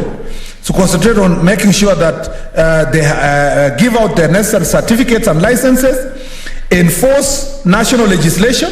When you say that you must not farm near a river, you enforce the national legislation. If we say that you must protect water source to facilitate irrigation, implement that national legislation. That is the role of the county government. The county government also has a duty to inspect nurseries, pulping stations, warehouses, millers, and roasters located within their respective counties. The same way, Madam Chair, we passed a law here that ensures that you can only sell potatoes packaged in 50 kilos. And my people have benefited in my county. My county assembly also passed a similar law in Elgeyo Marakwet County. And now farmers in Leland area who produce potatoes and Chepkorio area in Keyo South who produce potatoes are able to sell their potatoes in the necessary, packaging that will ensure that they get good prices. This is exactly what county governments are supposed to do. Monitor and report incidents of pests and diseases outbreaks to the board so that the board can now take action. This I felt we should emphasize, Madam Chair, because there must be a dichotomy between what the board will do at the national level, which is a function of national government, and what the county government is going to do. And we must support then the county governments. And those of you who are going to be governors, you do everything possible to ensure that you deal with that issue. Madam Chair, something else I want to emphasize in this bill is the part of the research. The bill brings back and recognizes the authority and the power of the Coffee Research Institute and the importance of knowledge and education in ensuring that we have proper coffee produce in our country. This institute does the responsibility of advising national and county government on matters research. It has the responsibility of disseminating information and information sharing locally and internationally, and it improves production, sharing of technology, and so forth, Madam Chair. This again is a very important institution, staffed with very qualified individuals in the areas of coffee, and who will ensure that our country gets the necessary information. The issue that we have been suffering in this country with is the problem of not applying education. Research is done by various universities and institutions, but it's not properly applied. We want to ensure that through this bill, there is an interlink between the Coffee Research Institute and the county governments, and that the county governments, again, having representation in this board, will also utilize the resource that come from this institution and make coffee production a very lucrative business. Madam Chair, I just want to conclude by saying we have struggled as a committee. Even though there is a committee that was established by the President, gazetted, we have had a problem with the current Cabinet Secretary. And I think the conduct of Cabinet Secretary Munya is unbecoming, because he has become like a direct agent of cartels, and he is operating against the same government he is serving. The Cabinet establishes a committee that will make sure that we take coffee products to commodity exchange. He himself takes matters into his own hands and degazettes a law that does not even function, that does not operate even under his ministry, so that the Capital Markets Authority do not come in and regulate coffee as commodity being traded in the I have here, Madam Chair, and I will table letters letters being exchanged between the Attorney General and CS Munya, trying to, in fact, the Attorney General stopped short of telling him that as a lawyer you should understand what the law is all about. And Madam Chair, this is what blinds this nation, because of the small and short-term interests that individuals have in this country. And I pity this, because CS Munya comes from a region that he should be protecting the farmers. He comes from Mount Kenya region, where most of the farmers are crying about coffee prices. People are cutting their coffees and establishing bricks and mortar, building flats, Madam Chair. Yet coffee can be more lucrative, can employ more people in this country than flats which are being built. Yet the cabinet secretary is falling into the hands of cartels. And the danger with this behavior, Madam Chair, is that it usually happens just before election. And your guess is as good as mine. Because there are incentives that come with cartels when they know that election is around the corner, is they know that politicians and aspirants want money.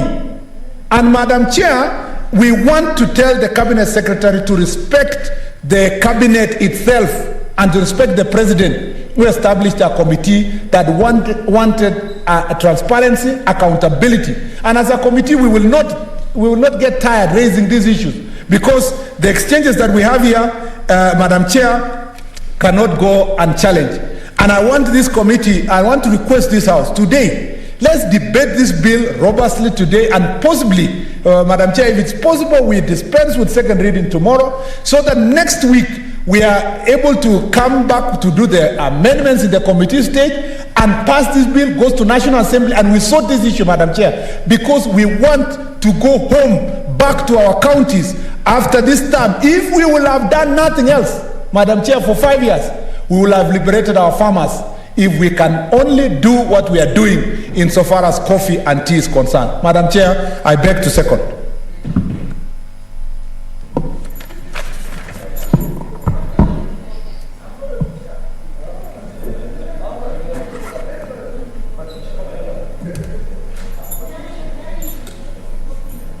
Honorable Senators, I propose the question that the coffee bill, Senate Bills number 22 of 2020, be now read a second time.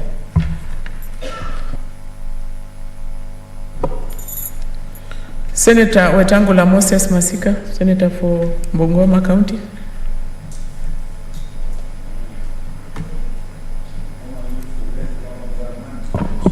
Pardon? Thank you, Madam Speaker. Madam Speaker, this bill is very dear to my heart. I grew up, Madam Speaker, as a little boy. Every Friday afternoon and Saturday morning, we were picking coffee during harvest season.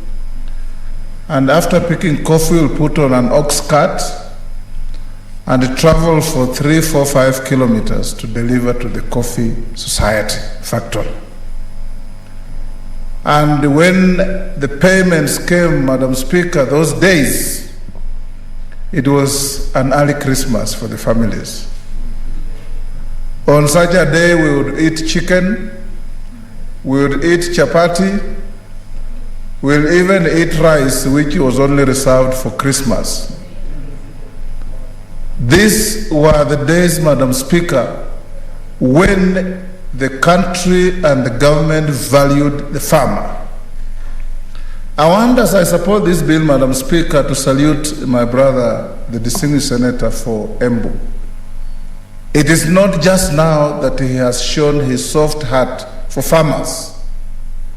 When we were in government together and we were in cabinet together, he continuously distinguished himself as a protector of farmers, spoke for farmers, acted for farmers, and unlike many ministers who sat in their comfort zones in Nairobi, I used to meet Peter Ndwiga in the countryside wearing gumboots and walking in farms to see what the farmers were doing. He visited Bungoma. He helped us to set up nurseries, and his message of hope to the farmer was something to behold. Madam Speaker, today, when you look at the state of coffee farming in Kenya, it's a pale shadow of what it used to be. My account of Bungoma, Madam Speaker, in 1959, before independence, lend money to Her Majesty's government from proceeds of coffee, Bungoma Coffee Farmers Union. Today, Madam Speaker, if you come to Bungoma, the county assembly that our county assembly uses in Bungoma was constructed from the proceeds of coffee by the late Pascal Nabwana in the early 60s. It's as good today as it was then. Imagine with the madness of building brick and mortar everywhere, Bungoma has not found it necessary to construct another county assembly because what was constructed from proceeds of coffee in the early 60s is still as good as any new structure today. That is what coffee has done, Madam Speaker. People went to school from proceeds of coffee. Coffee factories used to give bursaries to students. Then, Madam Speaker, the disease came in of thieves. You will now go to a coffee factory, Madam Speaker, as the mover was saying, a clerk in the coffee factory who has no single plant of coffee at the time of payment is the highest paid farmer. Because he's offloading kilos and kilos from every farmer.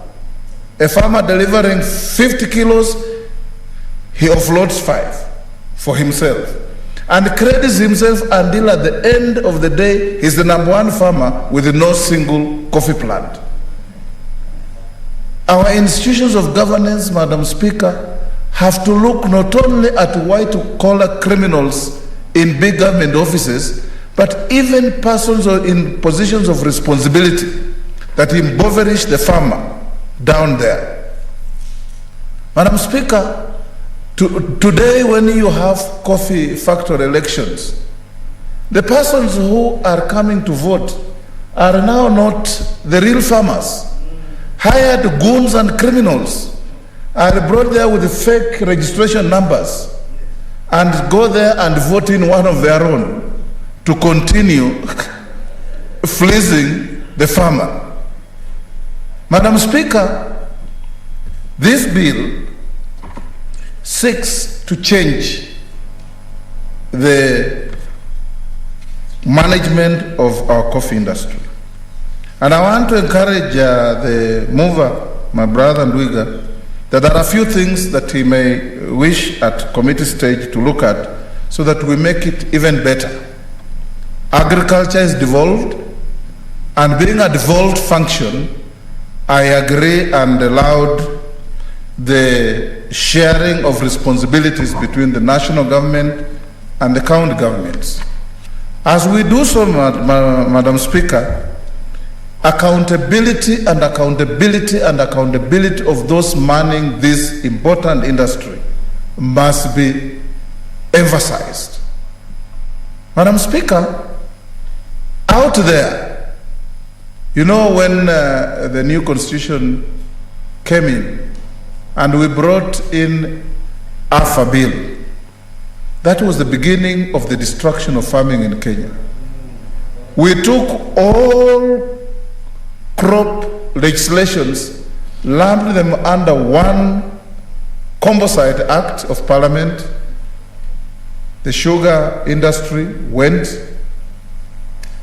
pyrethrum went, rice farming was compromised, maize farming was compromised, coffee farming was killed, and today we are now on a reconstruction path. And this reconstruction, Madam Speaker, must be people-centered, because the farmer is the most important person in any matrix about farming.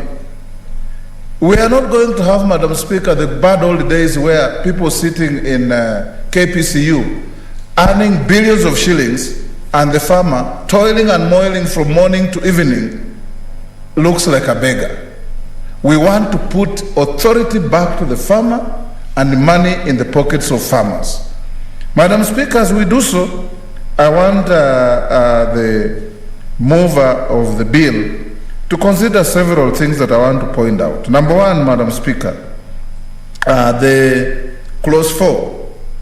With the devolution, I don't know why we want to keep the headquarters of this coffee board in Nairobi.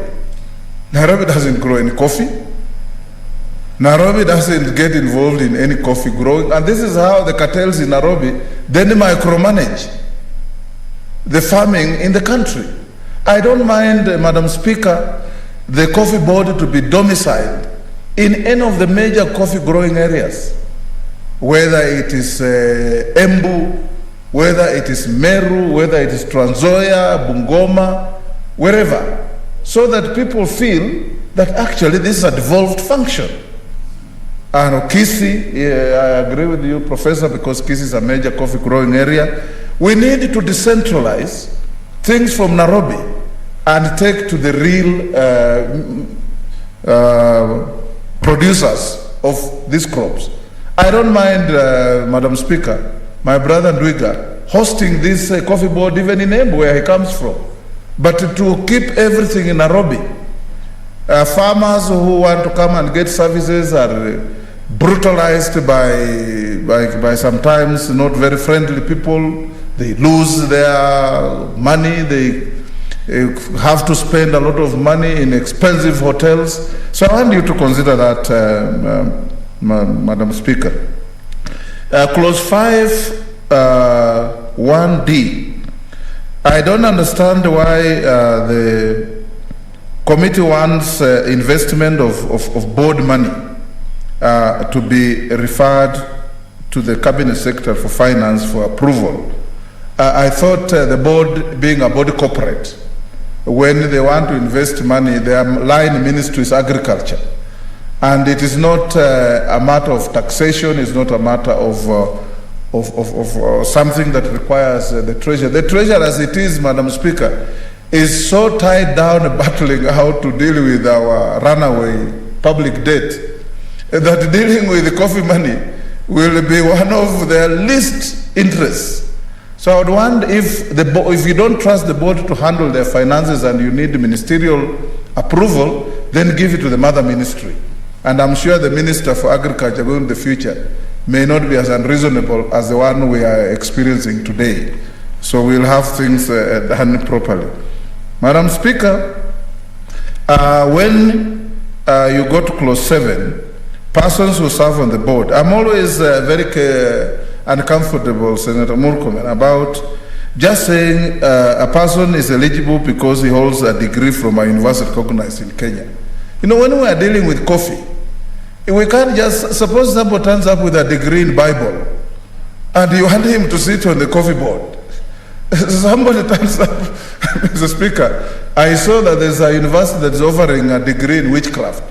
Somebody turns up with a degree in witchcraft from a university recognized in Kenya. And you say, this person is now fit to sit on the coffee board of Kenya. You know, we need to be more definitive, Mr. Speaker, in what degree we are talking about.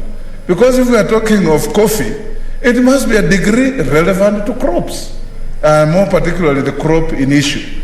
So let's not be vague and just say a degree from a university recognized in Kenya.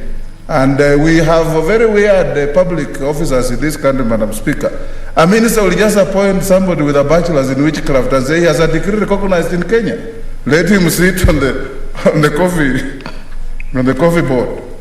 So we need, Madam Speaker, to look at that and see if we can change. Madam Speaker, I also want to encourage that, you know, we are in a free market economy.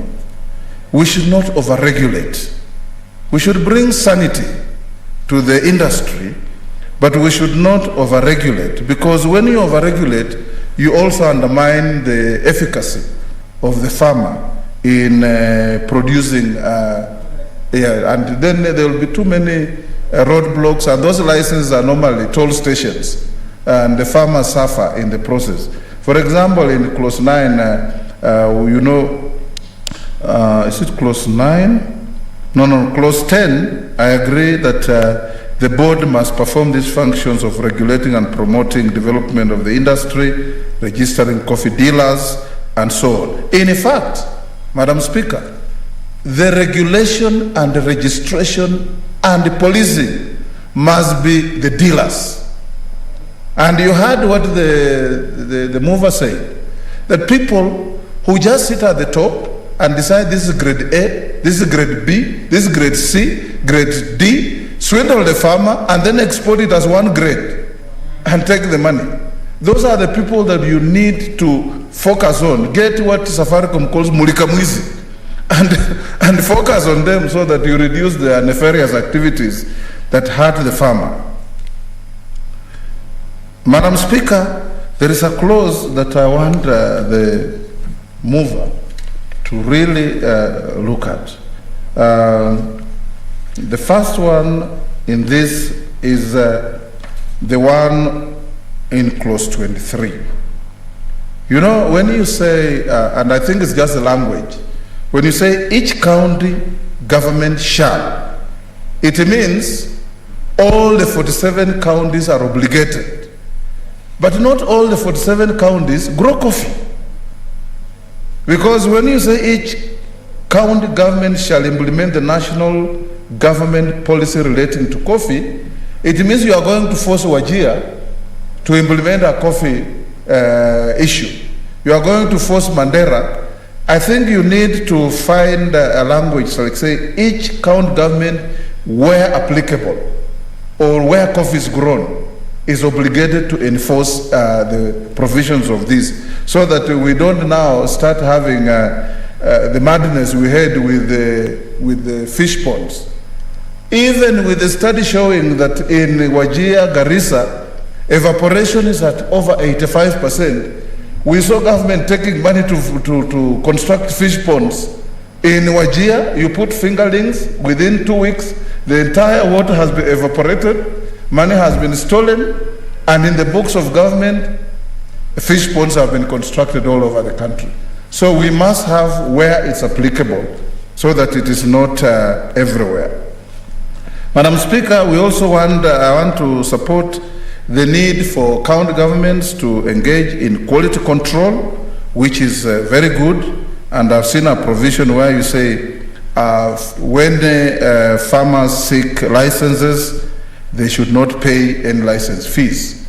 That is very important, although we need to provide a penalty for an errant county government official who levies fees from a farmer when you have said no levies should be applied to the farmer.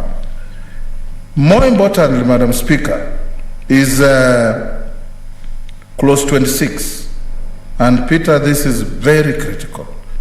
You say a person or entity shall not carry out the business of a coffee grower, nursery operator, or cooperative society, coffee association, or coffee estate unless such a person is registered by the respective county government in which the business is to be undertaken.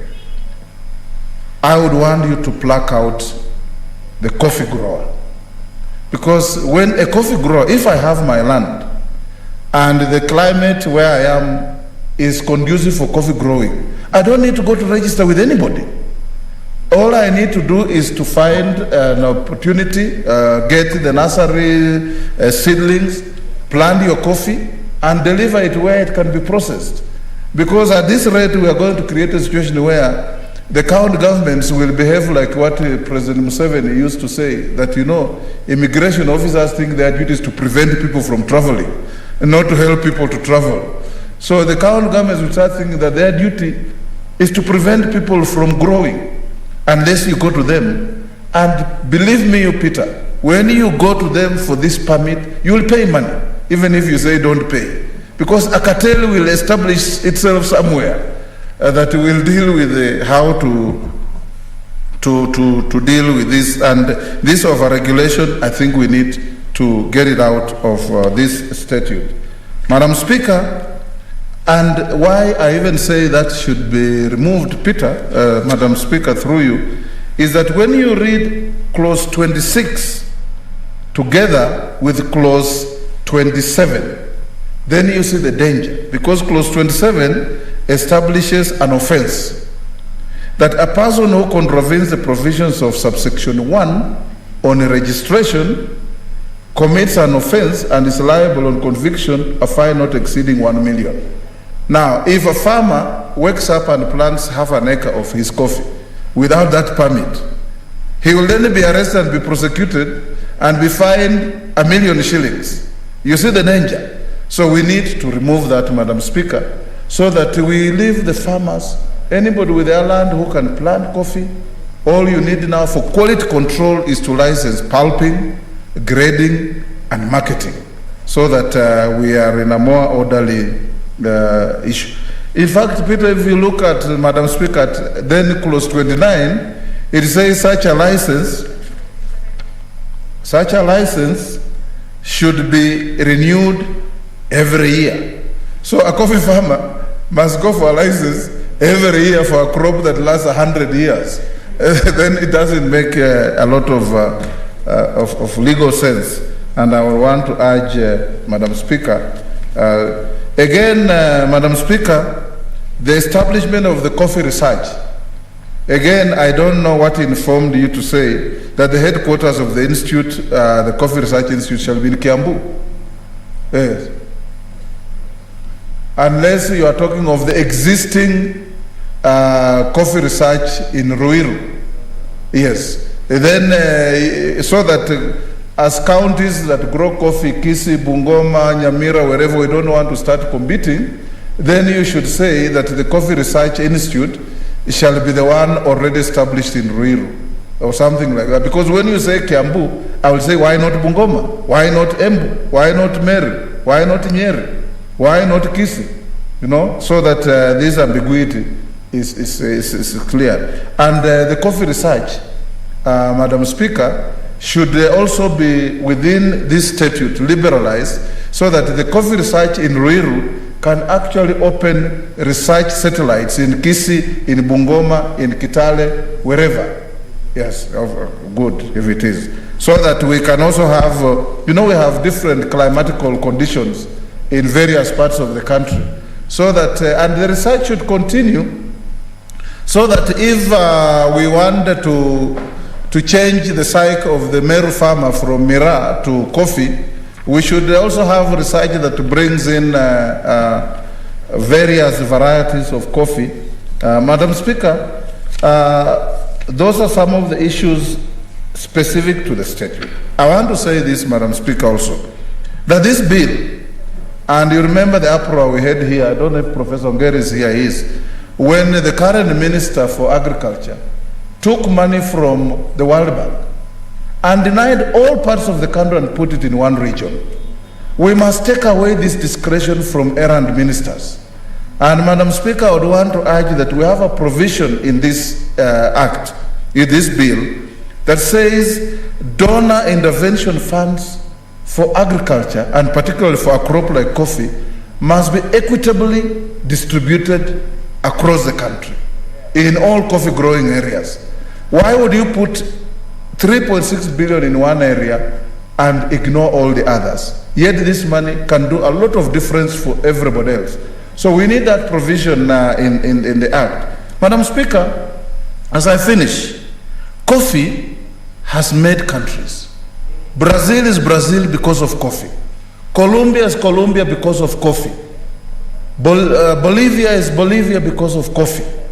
Madam Speaker, Kenya used to be a major coffee growing and exporting country. Those who went to school earlier, Madam Speaker, like my friend Peter and so on, and others, Professor Ngeri, much ahead of us, there was a book we read in primary school called The Journey of Mr. and Mrs. Mutabingwa, Kato, Kokogonza, and Jack. These fellows who left Bukoba to go to Dar es Salaam for coffee, to Zanzibar actually, for a coffee meeting. But the writer of this book traces a journey of coffee growing in Kenya, from Bukoba to Jinja, to Mbale, to Bungoma, to Kitale, to Kiambu, to Arusha, then to Dar es Salaam, and eventually to fly to Zanzibar. That is a book we used to read from January to December, the end of 1 year in Standard 4. You have walked through East Africa with coffee. That tells you how important East Africa was as a coffee growing area. Uganda. Madam Speaker, can I beg for a little more time? Can I give you 2 minutes? 5. There are a lot of interest, Mr. Yes. Just try to summarize. Okay. Madam Speaker, that journey tells you how coffee was imported. Madam Speaker, as we talk about coffee, Peter Ndwiga will tell you, 20 years ago, Vietnam imported Ruiru 11 seedlings from Kenya to start growing coffee. Today, Vietnam is number 2 to Brazil in the growth and export of coffee. We gave them our seedlings, Ruiru 11. They are now second to Brazil in the growth and export of quality coffee. In Kenya, we are still struggling to reinvent a new statute to manage our coffee. You go to the countryside, and I'm happy you have put in this bill, Madam Speaker, extension officers. When we were growing up, Madam Speaker, every once a month, a man called Karakacha, agriculture officer, in the village they were called Karakacha. A Karakacha will come to your home, Madam Speaker, and will walk around with your father and your mother. And I used to see him whipping parents for neglecting their coffee. They will go around and see it is not enough to plant coffee. It is more important to look after your coffee. And by looking after your coffee, you have an income for your family. We want serious extension services to help the farmer.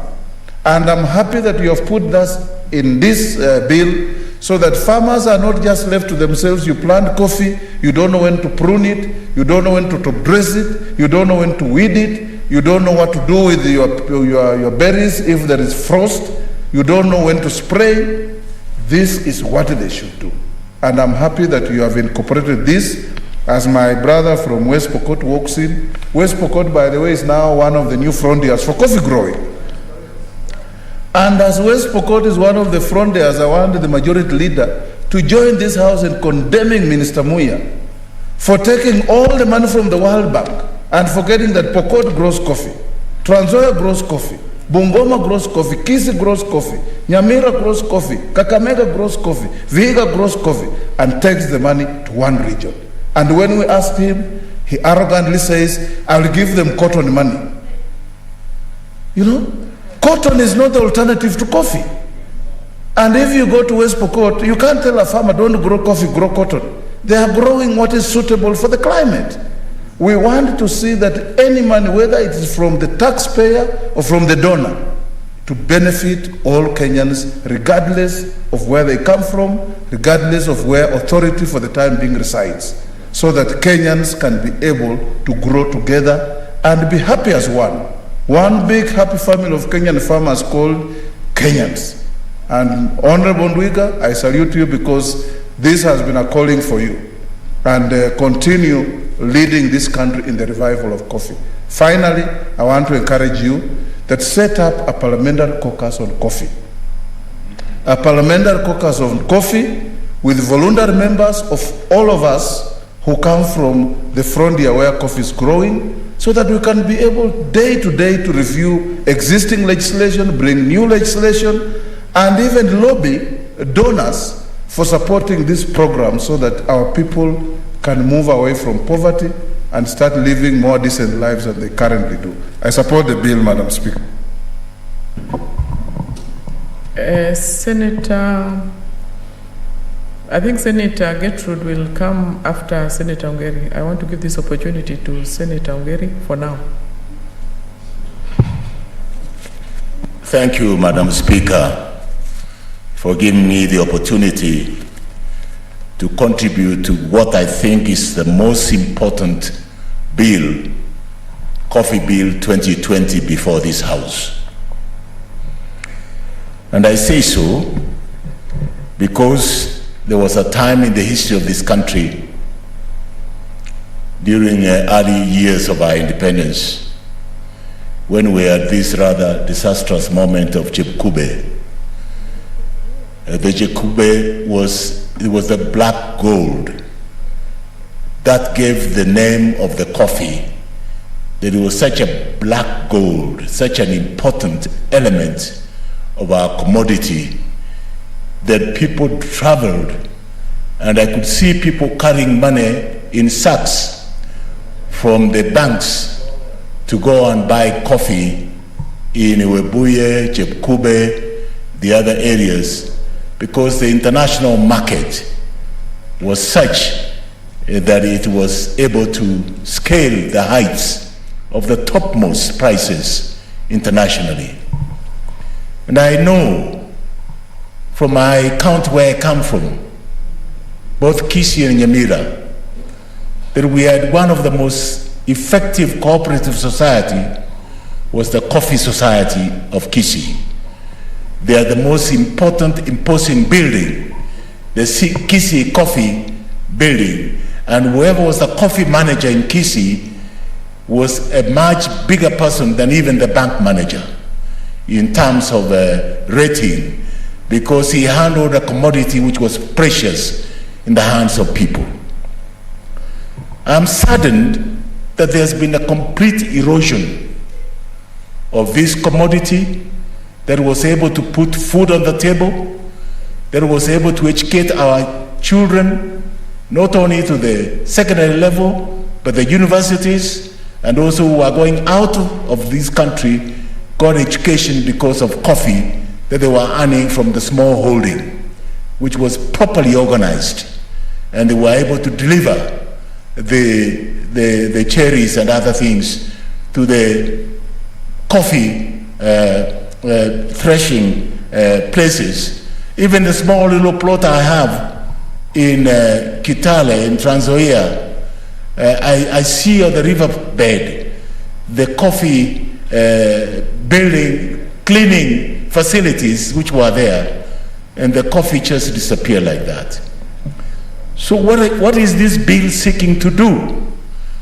Because it's such a precious commodity, because it has a very high value, and I think Chair Nduiga, Senator Nduiga has testified today that he smiled the bank recently when this reorganization came, and when we started talking about this coffee and the cartels who had completely taken over.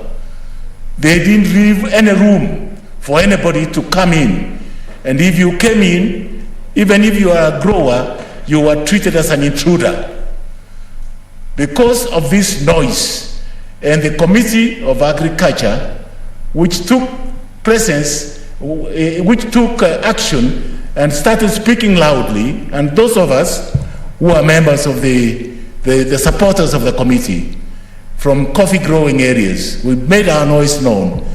You're beginning to see some level of sanity creeping in. That's why they are fetching the better prices. This is analogous to the tea situation. Recently, when we started making noise and we had an act or part of Senate here and National Assembly, I've seen KTDA in a very frantic manner trying to reorganize the assets. I even saw some of the dividends being paid from non-tea assets, non-tea earnings. In other words, the investment they had made in non-tea assets, they are now paying dividends which we never used to get before. So then this bill is seeking to rationalize and be able to control the cartels that have been both the managers of the coffee industry, they have been the marketers, and they have been the ones who are collaborating with the international buyers. In fact, they are one and the same thing. In fact, if you check the buyers here and the buyers in London or in Germany or in Egypt or in the other places, you find it's the same group of people who are all over the place. And therefore, the farmer, the poor little scaleholder farmer, was held captive of these cartels, and they were unable to move. That's why you started seeing the coffee industry sinking. Similarly, pyrethrum sank under the same element. I don't know where we got this animal from, AFA, the Agricultural Food Authority. It has completely messed up the agricultural industry, and more so, having regard to the fact that agriculture is a devolved function, and therefore there was no order on handling individual crops, particularly coffee, pyrethrum, sugar, and tea. This has become a menace to a farmer in this country. And therefore, what this Senate must do is to pump sense into a legal process, a legal mechanism that will restore the dignity and the ownership of agriculture, of coffee growing farmers, so that they can be able to earn out of their sweat. What they now do, they put so much sweat, but what they get out is peanuts, because the costs are spread out. By the time the coffee society takes their dues, and then the marketeers, I call them marketeers for want of a better word, take the big chunk of the profit, the farmer, when he looks at the cutaway net profit, it's not something to smile about. And therefore the farmer is left in a desolate position. So then, what is it that is innovative in this bill? I think what is innovative in this bill is a company incorporated under the Companies Act, where there will be, in the Capital Markets Authority, where there will be an exchange for this commodity, so that at least this commodity will be open out there for the highest bidder. So that whatever is the auction value at the Capital Markets Authority, like all other commodities, that will be the price that is assigned to the farmer. So that's the innovative part of this bill. The second innovative part is separating the functions, both of the national government and the county government. And I'll come to that a little later, because those functions are clearly spelled out. Because if you want to have a controlled system, then we must be able to create those functions. And I think for any avoidance of doubt, if you look at Schedule 2 of this bill, we have now seen that the coffee buyer's license is a function of the board, which will be created, and then the independent capping laboratory license is a function of the board. The houseman's license is a function of the board. Coffee liquor license is the board. Processed coffee import permit is the board. Clean coffee movement permit for export is board. And then, of course, from number 7 all the way to number 15 is a county function. Coffee nursery certificate, commercial coffee miller's license, warehouse license, coffee nursery certificates, pulping station license, growers milling license, coffee roasters license, parchment permit from the county of origin, and clean coffee movement permit from the county of origin. And therefore, if you look at the separation of powers, I think the chair of the committee very appropriately have apportioned the functions. Why I'm bringing this schedule into this discussion is that when you look at the representation at the board level, then I think there needs to be a little bit of adjustment so that the county governments get more representation. Although you have assigned 2 directors who will be nominated by the Council of Governors, I would have liked to see a higher representation, because there are many more coffee growing counties, and we'll have a higher representation so that they are able to really do a good job. Even then, if that's not possible, then we must find a way on how the Council of Governors will be able to bring in very effective board operators, board members who are very effective in the operation of that function. Now, I did say that if you look at Article 10, the Board of Directors and their functions, one of the major functions they will carry out, 10F, is conduct local and international coffee market intelligence and promotional activities, including the application of the Kenya Coffee Mark of Origin. I heard my good friend Senator Murkomen saying that the ODM party leader did say about the mark of Kenya product, and this is already contained in this bill. Therefore, the party leader was not out of already was thinking ahead of the bill which is before us here today. And therefore, one of the things then the board will be doing is to register, maintain and publish up-to-date register of coffee dealers, coffee growers, nursery operations, coffee cooperative societies, coffee associations, and coffee estates. Now, if you look at the Article 23, these are the same functions the county governments are also performing. And I think we need to look on how to iron out so that we don't have a duplication of services and functions. I think, Chair, you've already seen that. If you look at the role of the county government is to maintain an up-to-date register of coffee growers, nursery operators, coffee cooperatives, societies, coffee associations, coffee estates, that country, coffee, and I think that's a duplication. But there is no harm in the Council of Governors bequeathing that register to the board so that they can be able to put it on board and be able to carry out the function. So I see my time is not, I would have liked to speak much more, but one thing that I want to bring out, that for the coffee farmer to carry home something tangible, because the county governments are going to invest in the farmer, and therefore we want to encourage the county governments to invest in the farmer, whether in the coffee industry, in the tea industry, or otherwise. And therefore we should give them a higher responsibility so that they can be able to carry it out. Senator, you still have 7 minutes to go. Oh, I have still 7 minutes to go. So thank you. We still then have so that the farmer is encouraged by the county governments. This should be the first function of the county governments.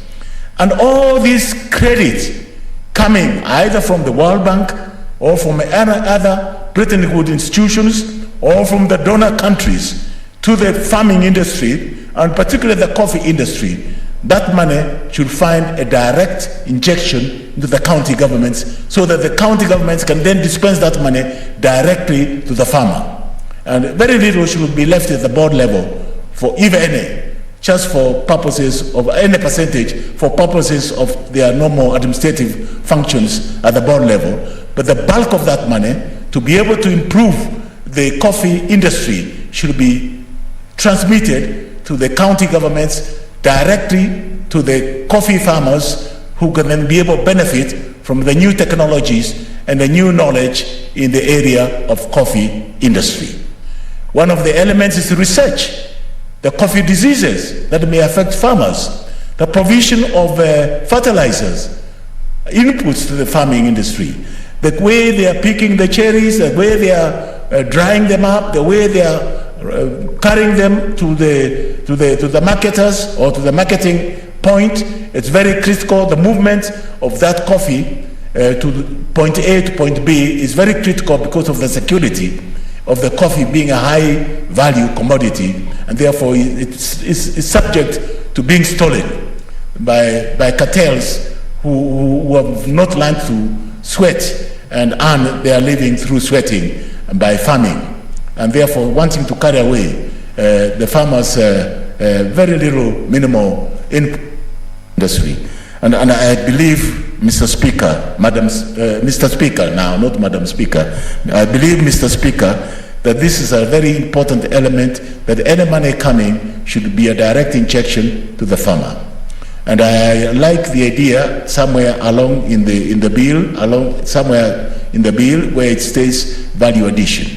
And I was very proud. Today when I'm traveling out, I like buying the tea made in Kenya. It's a pride. And when you go to the visiting country, when they receive it, you can see a broad smile in their eyes. It's one way of marketing our product. I would like to see a similar thing where you are carrying coffee made in Kenya so that it carries that name. And this labeling of the grading, the AA, the BB, I think we should now get into that element of it. We've been taken for a ride and I think you've heard it from the chair himself, that after labeling, it's all packed in one bag and sold as a product, and therefore the loser is the farmer who doesn't get full credit for what he has earned for that product. Kisii and Nyamira and those who are growing coffee will be very happy that today, as their senator, I'm fully backing this bill, and I'd like to see it come into law almost immediately if we can be able to manage to pass it through the second reading and then through the other processes and it becomes the law. It will be the best gift to the people of Kenya, because coffee has suffered so much, and we can now start reviving coffee farming in our industry, just as we also want to continue reviving the tea industry, petroleum industry, and the sugar industry and the cotton industry. These are very critical products, agricultural products for the farmer. Once the farmer has got all these products in place, and then we have value addition, the micro enterprises. You will be able to make a farmer the richest person in this country. You will be a happy person and will be able to contribute to the economy, to the GDP of this country in a much more effective manner than hitherto he has done, because of the so-called marketeers and the cartels who have taken the role of earnings on behalf of the farmer, where the farmer has no opportunity to even recoup some of his earnings. With those few remarks, I fully support this bill. Senator Inima Gertrude Msuruve. Thank you, Honorable Speaker, for giving me an opportunity to support this bill. And it must be noted clearly that historically, from a very long time ago, around 1893, coffee was a very important cash crop from the time it originated. And I remember also clearly when I was growing up, I could see plantains of coffee. My grandfather planted, together with also tea, because these were considered cash crops that would help families, because there was a stable kind of income from growing of coffee. And I know, yes, coffee is largely grown in Mount Kenya regions, in Kiambu, and also other parts of the country.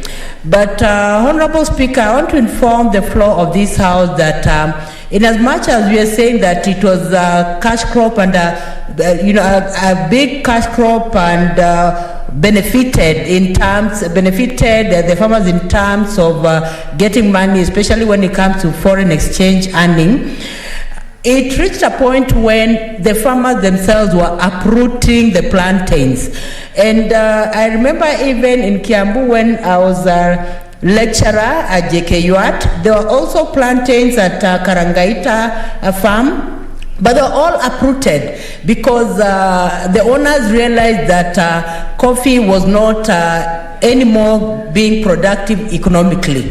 And I want to say, Honorable Speaker, that this bill by Senator Vihiga is a bill that needs to be supported by all means, simply because it is addressing the desperate issues that coffee farmers had, that they would spend lots of time farming coffee, and they would spend a lot of money, paying the laborers and all that, but the returns were actually not there. And it is not only in Kiambu where the plantains were uprooted.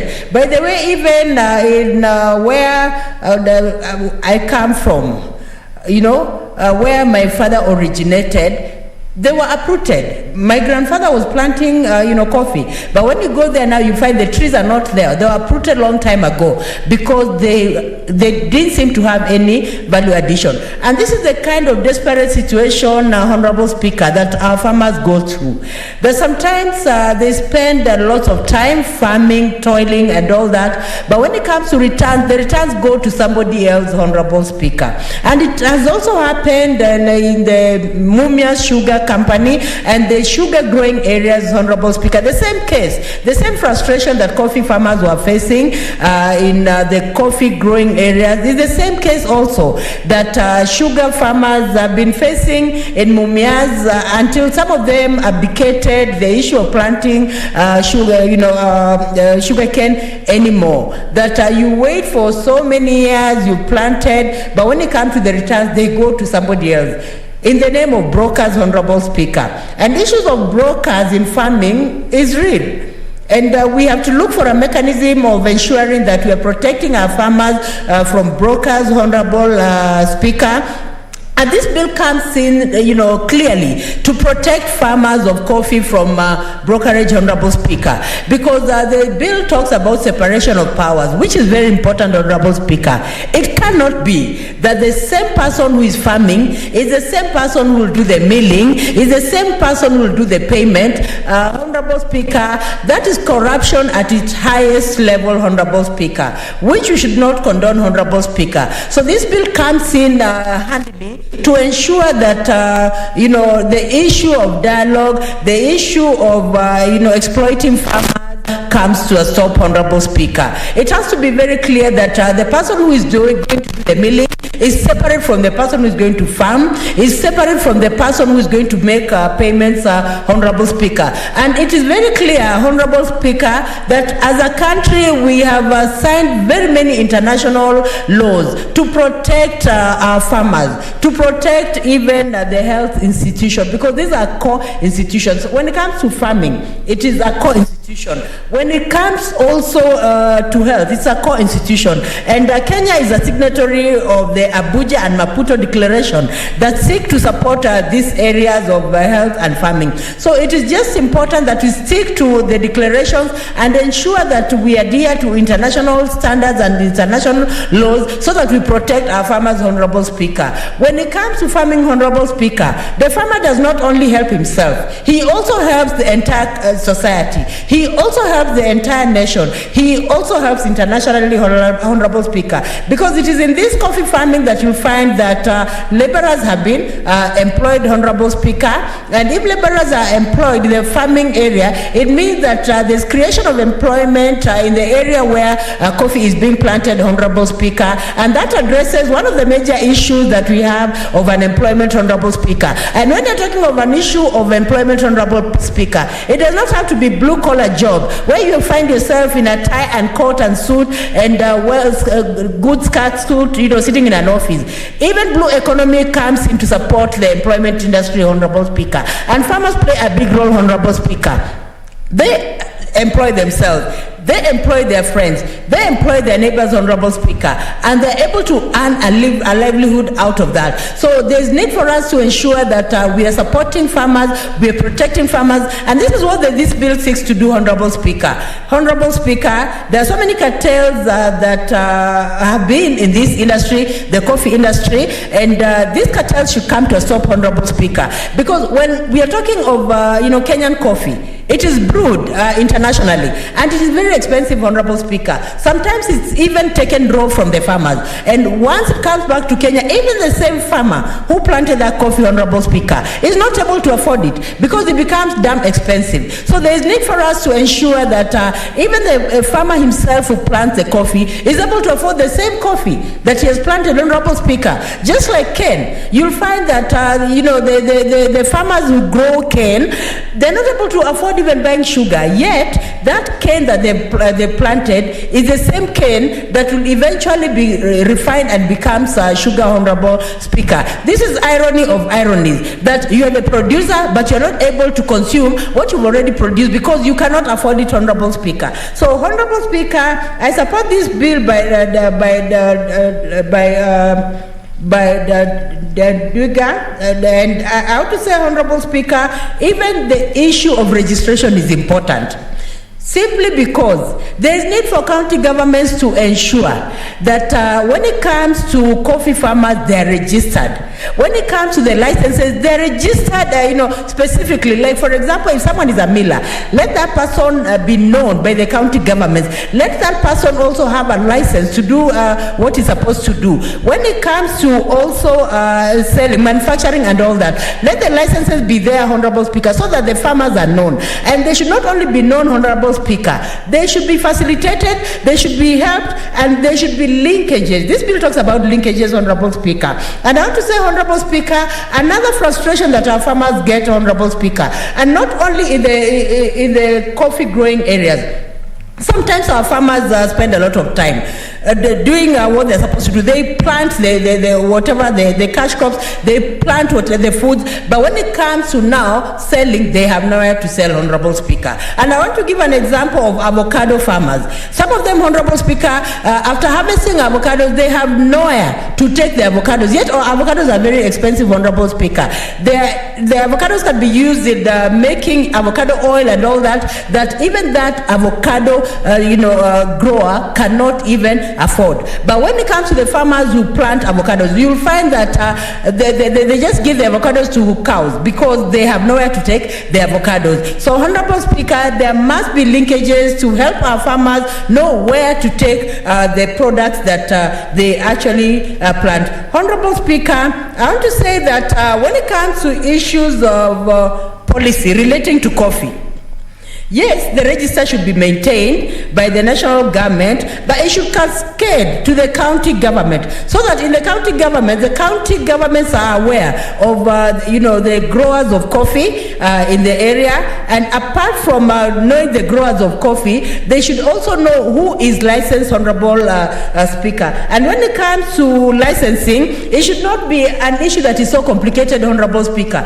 because naturally Kenyans are farmers, and naturally we have the art of farming. So if we have the art of farming, it has to be nurtured, it has to be honest, so that we even become professionals farmers, and we become also skilled in whatever we are doing. Farmers need to be encouraged by all ways. Honorable Speaker, I've seen farmers very desperate, not knowing sometimes where to take their products. And I remember there's an year when we were just in Parliament, farmers planted a lot of maize, but their maize was rotting. It was rotting in the soil, Honorable Speaker. They did not know where to take their maize, and yet their children did not have fees, and yet maybe they do not have NHIF, and yet maybe they cannot maintain their own families.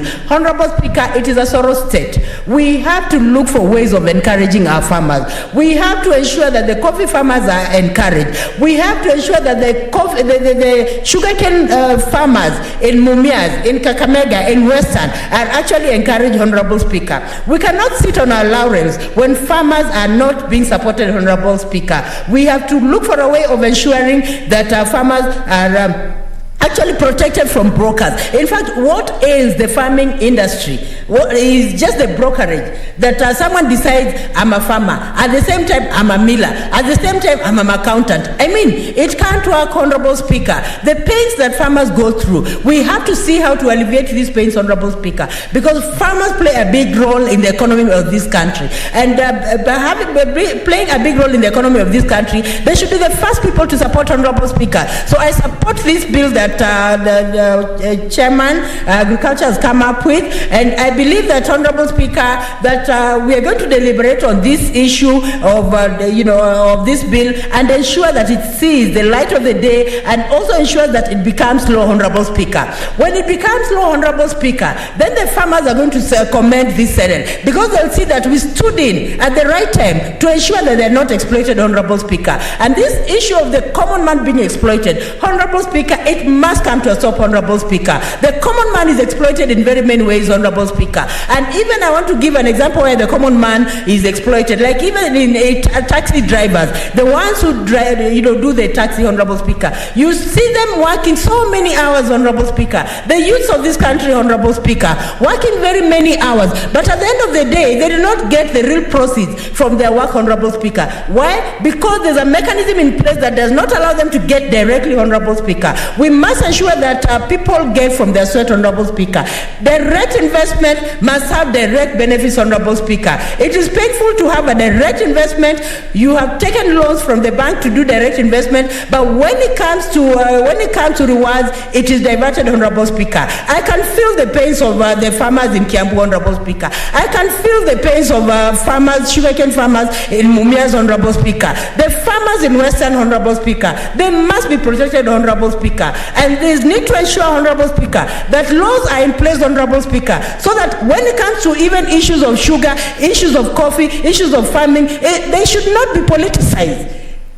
Policies have to come in place to ensure that our farmers are protected, Honorable Speaker. They have a right to earn from their sweat. They have a right to educate their children. They have a right to go to hospital. They have a right to afford NHIF. They have a right, Honorable Speaker, because they must eat from their sweat. Thank you, Honorable Speaker, and I support this bill. Senator Chionga.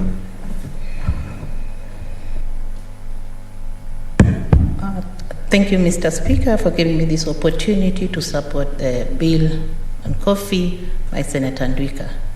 Mr. Speaker, I would like to start by congratulating Senator Ndwika for both being the chair of Agricultural Committee where I once served, and now he is presenting the bill on the floor of this House in plea to the members to vote for it so as to improve the lives of Kenyans who belong to agriculture sector.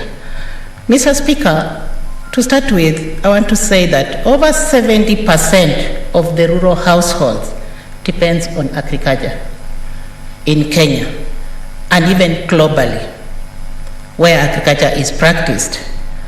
Coffee is not left behind because it's part of the agricultural crops that that contributes to the growth of the economy, both in Kenya and for those countries that are doing agriculture.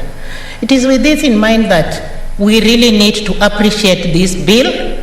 We really need to up the game when it comes to agricultural crops that we value, that brings the economy or grows the economy of this country.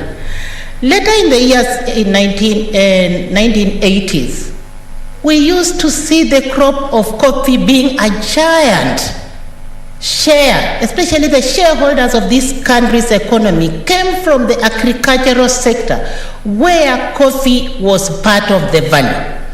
And right now, the crops are being killed one by one. We need to assess and to know or to redress where did the country go wrong? Where did the system start failing so as to fail agriculture commodities that we value in Kenya?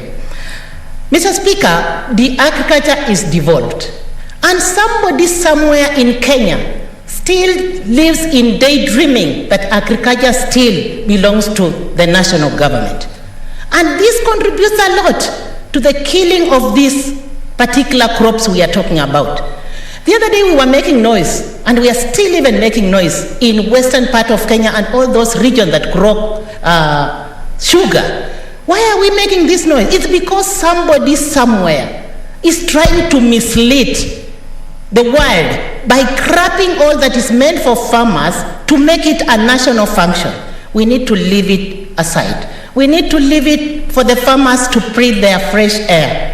Mr. Speaker, the Ministry of Agriculture needs to realize, and I want to state clearly, to realize that it is upon the farmers to uphold and to enjoy the benefit that they have invested in, and not to be controlled by any sector somewhere.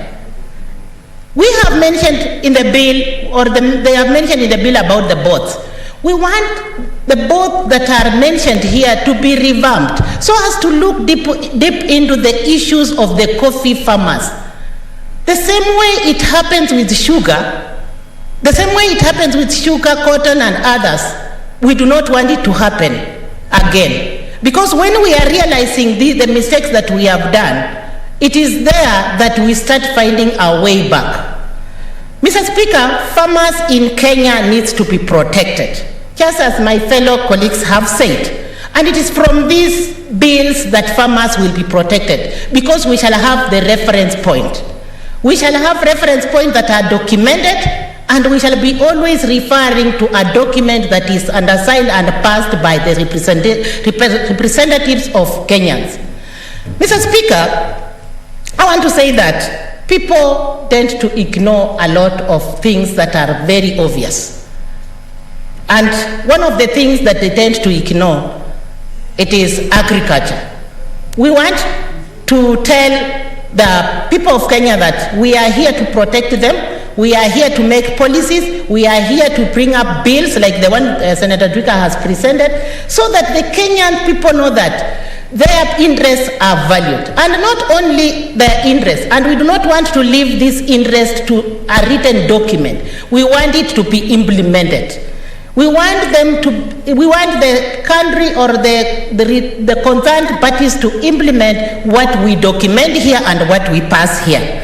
I wish again to say that the noise that we have made, I wish it becomes a smile, the way Senator Ndwike is saying that there are smiles all over when he's headed to the bank. How I wish that smile is transformed and transferred also to the other farmers who value their crops in Kenya, like the western part of region who are growing sugarcane, the ones who are growing maize, the ones who grew once cotton to be revamped, the ones who are growing every sector or every crop or any crop they feel like they can invest in. Mr. Speaker, it is very sad when we talk about corruption. And corruption is all that has killed our economy, where few people control the whole. They want to behave like they want to control everything that they see. We have our constitution that we value a lot. And if this bill actually, we strictly want to follow what is here, then we might not go wrong. I want to urge Senator Ndwika that when it comes to passing of this bill, we are supporting you, we shall support you, and let us stand together to support one another. And when we are supporting one another, we are not supporting ourselves, we are supporting the representatives, we are supporting the citizens of Kenya. And when we support citizens of Kenya, that is where our livelihood will improve. I want to end by saying that it will be both our responsibility and the responsibility of our government to make sure that what is passed in this bill comes to pass. And any other bill that touches on agriculture, let us embrace that bill, let us support that bill so as to make sure that Kenyans who are suffering on the ground there, they realize the benefits of agriculture once again and their life be revamped. Thank you, Mr. Speaker, and I support this bill, and I congratulate Senator who has brought it. Thank you, Mr. Speaker. Senator Sani. Thank you, Mr. Speaker. I beg to support and congratulate the Committee on Agriculture, Livestock and Fisheries for this very, very important bill. I just want to contextualize the importance of this bill by saying that the value of coffee as a percentage of all export goods represented in 2017 5.5%, while its share of GDP is at 0.22%. Mr. Speaker, this is very high. I suspect the figures now would even be higher because this data is a bit dated. Also, the coffee industry contributes an average of 23 billion per year in foreign earnings. This comes forth after tourism, after horticulture, and after tea. This just contextualizes the importance of coffee in a country where up to 80% of the people actually practice agriculture. We are key, if you look at the internet and if you look at the various information on coffee, Kenyan coffee trends very high, is well liked. In fact, it is one of the world's 5 best coffees in terms of a brand. So well recognized and well known. Over time, of course, we have always lamented that more could have been done in terms of coffee and especially value addition. And I had other members mention this earlier. Because when we have that level of value addition, I remember we used to have the story of saying that coffee is exported, but it could be exported at better variance. so that we can actually reap the best, because other companies come in and they're able to do that. And I see that the institute that has been put into place, apart from other responsibilities, also has that to take care of. It's amazing that most of the time when we think of coffee and its growth, we think of Mount Kenya, but there are many other areas, and therefore we're looking at this as a national issue that really touches on various counties as well. The Abadia Range, Kisii, Nyanza, Bungoma, Nakuru, and Kericho also topping up. So, Mr. Speaker, I'd really want to congratulate the Chair of Agriculture Committee. When I looked at this bill, I thought this is the sort of bill that you'd want to have for so many other sectors in terms of the crops. Be it tea, be it pyrethrum, for example, indeed be it coconut. Because we find in terms of our typology in Kenya, different plants are really, taken care of in different parts of the country, but very useful for those communities. Mr. Speaker, and you'll remember, apart from the coffee bill, we are talking about the tea bill, we have the coconut bill, because most important, we need to be able to come up with a structure for each of these plants or for each of these sectors, so that they can be able to be really cushioned well. This particular bill introduces the coffee bill, the Coffee Board of Kenya. It introduces very important regulatory provisions. It gives clear roles for the national and the counties, and really just enhancing that counties can do more in terms of promotion of coffee. Financial provisions, the Coffee Research Institute of Kenya, very, very key, so that they're able to do research, the terms of service are given there, how to conduct their business, but more important, that more and more research over time can improve this sector. And then the financial provisions also of the institute are given.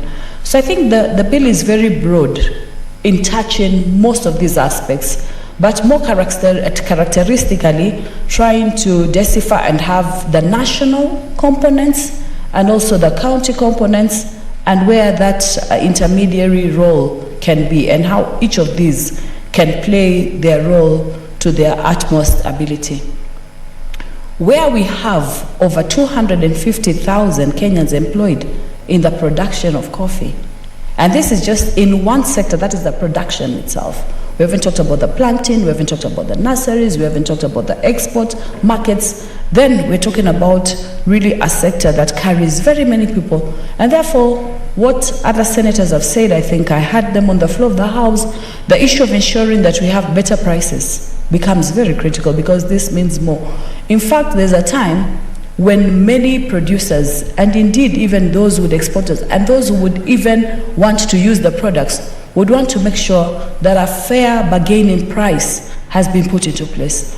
This was a big debate, especially in terms of French beans production.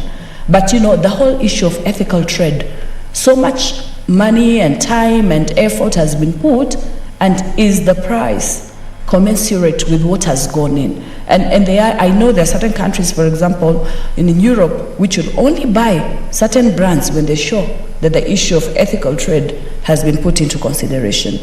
So the issue of making sure that there's money in the pocket, I had that being mentioned, and also regulating on market issues, especially the marketing. And I think I heard Senator Musurube speak to this a few minutes ago, talking about that it's just not important, it's just not enough to be able to produce the product if you're not able to market it well. And make sure these regulatory schemes to be able to do that are put into place. So, as I have said, most of the structures in this bill are the same structures we'd want for the tea, for pyrethrum, for coconut, for all our main sectors, for cotton, for all our main sectors, so that they can be run very, very well. I remember some time back there was a debate of whether should we have these legislation as separate legislation or one standalone legislation for crops. But I think what came out from it is that most of these sectors are so particular. So it will be important to actually designate and be able to disaggregate all of them so that you're able to do this. I think it was Senator Wetangulo spoke about parliamentary caucus for coffee within parliament. I think that's very, very important. And indeed also parliamentary caucuses also for all the other important aspects for the various crops.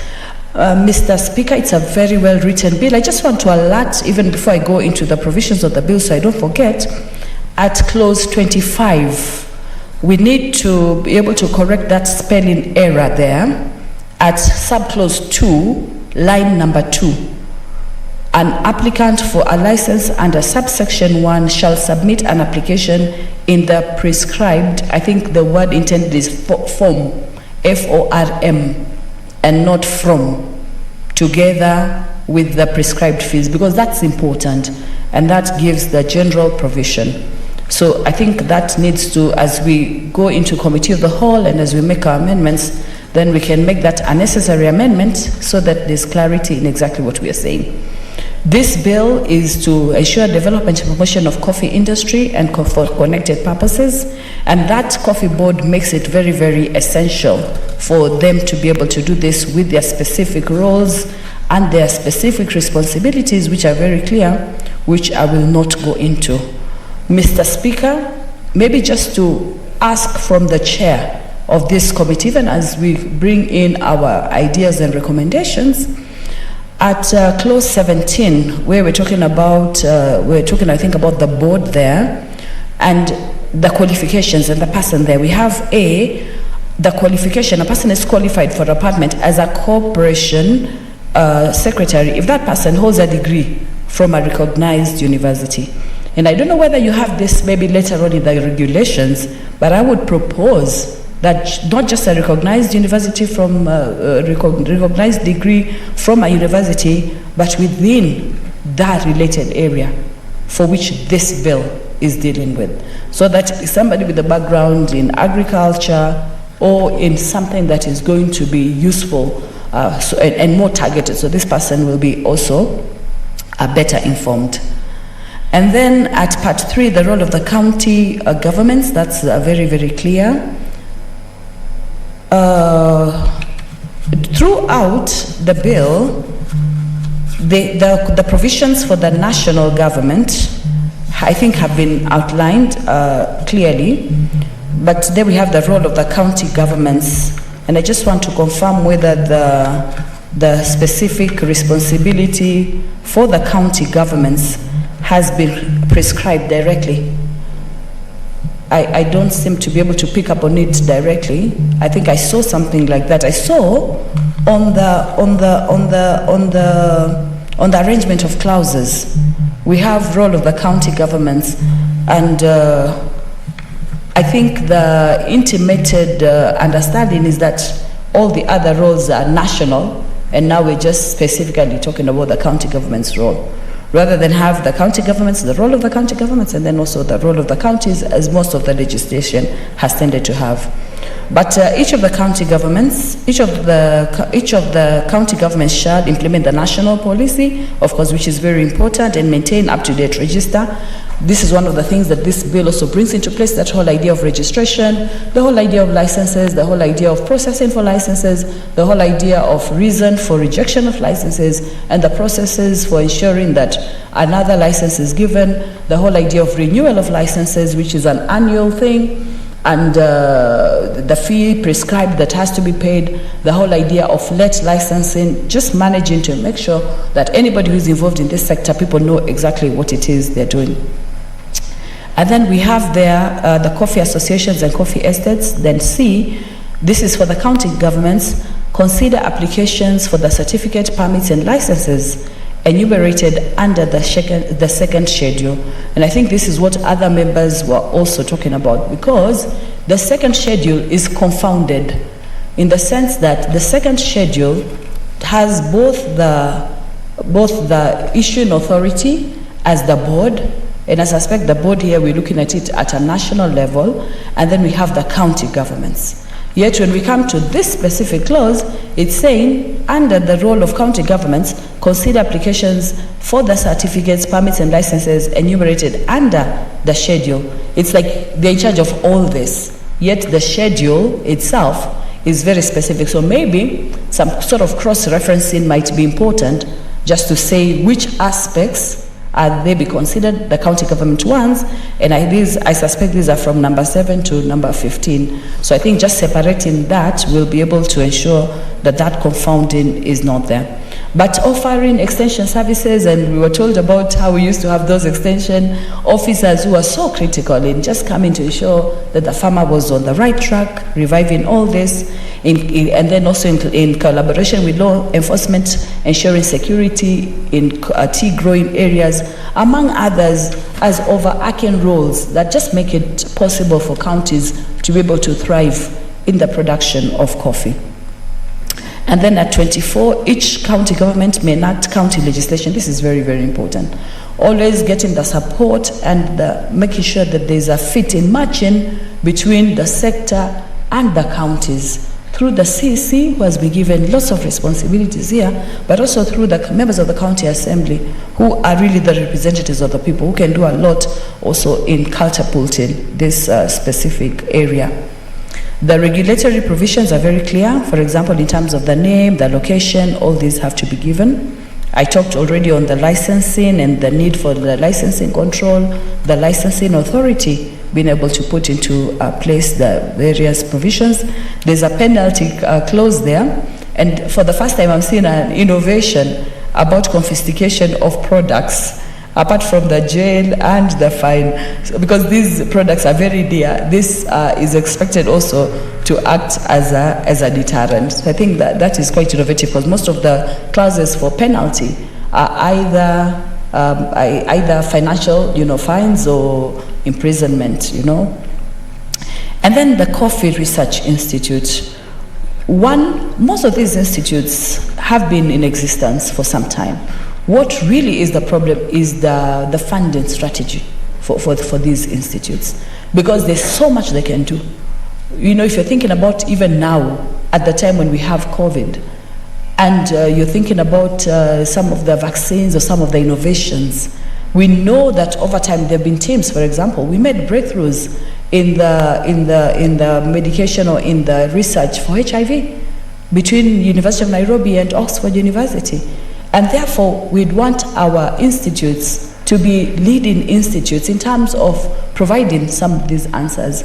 But most of the time, when you really just have a cursory glance, you find that the issue mainly is the issue of finances. So I really hope that this bill will be able to put money into this, so that all this that this institute is meant to do, and these provisions are very clear at clause 43, advising national and county governments, on the resource requirements, prioritizing areas, facilitating the use of improved production and technology, and establishing adequate feedback systems from agricultural producers. These are very, very key. It's a big thing there. I think also the issue of value addition also goes there. Apart from just value addition for the product, then we also have value addition in terms of even the number of employees that are now coming into the sector. When we go to the export market, I've looked at the data, and we have up to about 8 key exporters of coffee. These are organizations and groups that keep employing more and more of the people who need to be there. So the institute shall make policy, identify production policy. All these are in that clause, subclause 2. Then we also have the chief executive officer, and again their responsibility and the qualifications have been put in there. Clause 57 is very important, because then it calls for accountability of the institution. So this is on accounts and audit, and the process of how that should be engaged into simultaneously. So I think this gives a very broad and very clear perspective of what we expect within the coffee industry over time. And whatever we're talking about here, once it is implemented, we really have a situation where we can have an increment in terms of the production. One of the strengths of this bill is in interlinking of all the various key institutions, right from the grassroots, through the county assemblies, coming through to the boards, coming through the institutions, coming to the coffee board itself, coming to the responsibilities that have been given for the CS, coming to the responsibilities that have been given by the CSC, and the provisions for each of these. In fact, both Schedule 1 and Schedule 1 mainly really just gives the outlining of how that board should work in terms of very specific terms. The time the board should be called and how they should be able to conduct themselves. So by putting these provisions within the area, then we know we can get to a point where we can handle our coffee well. Our coffee, well known as Arabica, but with 5 variants: SL28, SL34, K7, Riru 11, and Batian. Those variants are so important from different places. So I see Senator Sakaja. Senator Sakaja, these variants are in existence and very, very important.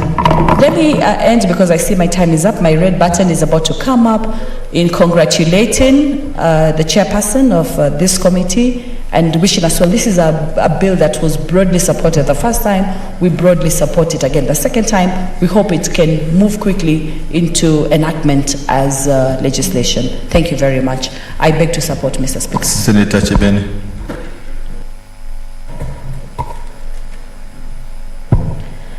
Thank you, Mr. Speaker. Mr. Speaker, I also rise to support this bill by Senator Ndwiga.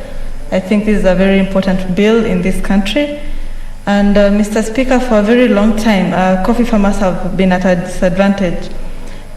The sector has had issues to do with, dipping of prices, financial indiscipline, climate change, among other issues. But nothing has been done in this sector.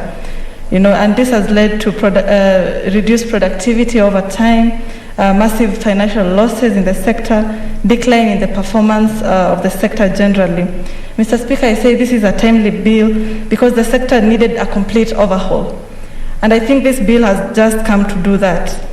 And it is going to give hope to coffee farmers in Kenya. Mr. Speaker, there are various provisions in this bill that I think are very key. And first of all, this bill seeks to separate the roles of the national government and the county governments. And when I look at clause 23, it gives the roles of the county government. And one of the main roles that it highlights is to maintain an up-to-date register of coffee farmers, nursery operators, among other people. And I think this is a neat way of doing things, Mr. Speaker, so that we know who is who and who does what in that sector. The other role of the county government is to offer extension services on coffee production, and I think this is very important. Extension services are very important to farmers because it allows them to, understand the general feeling of coffee growing, and this extension officers will help the farmers in solving problems that are to do with growing of coffee generally. Mr. Speaker, when you look at provision G, it talks about enhancing security in coffee growing areas. Not long ago, I think there was an issue somewhere in this country where coffee was stolen. So I think it's very important that we beef up security in coffee growing areas because this is a valuable crop, Mr. Speaker. When you look at H, it talks about monitoring and reporting of incidences of pests and disease outbreaks at the county level. I think that is also quite important so that we keep a record of that, Mr. Speaker. When you look at clause 37, it talks about establishment of a coffee research institute. Well, there's one in place, but I think it's very important because this will exclusively deal with coffee challenges and especially through research, Mr. Speaker. It will ensure quality production of coffee, and this will ensure that we achieve high grade of coffee in the country. Mr. Speaker, times are changing. We have technological changes, climate changes, and therefore a research institute that will deal with these issues is very important and key in this country. It will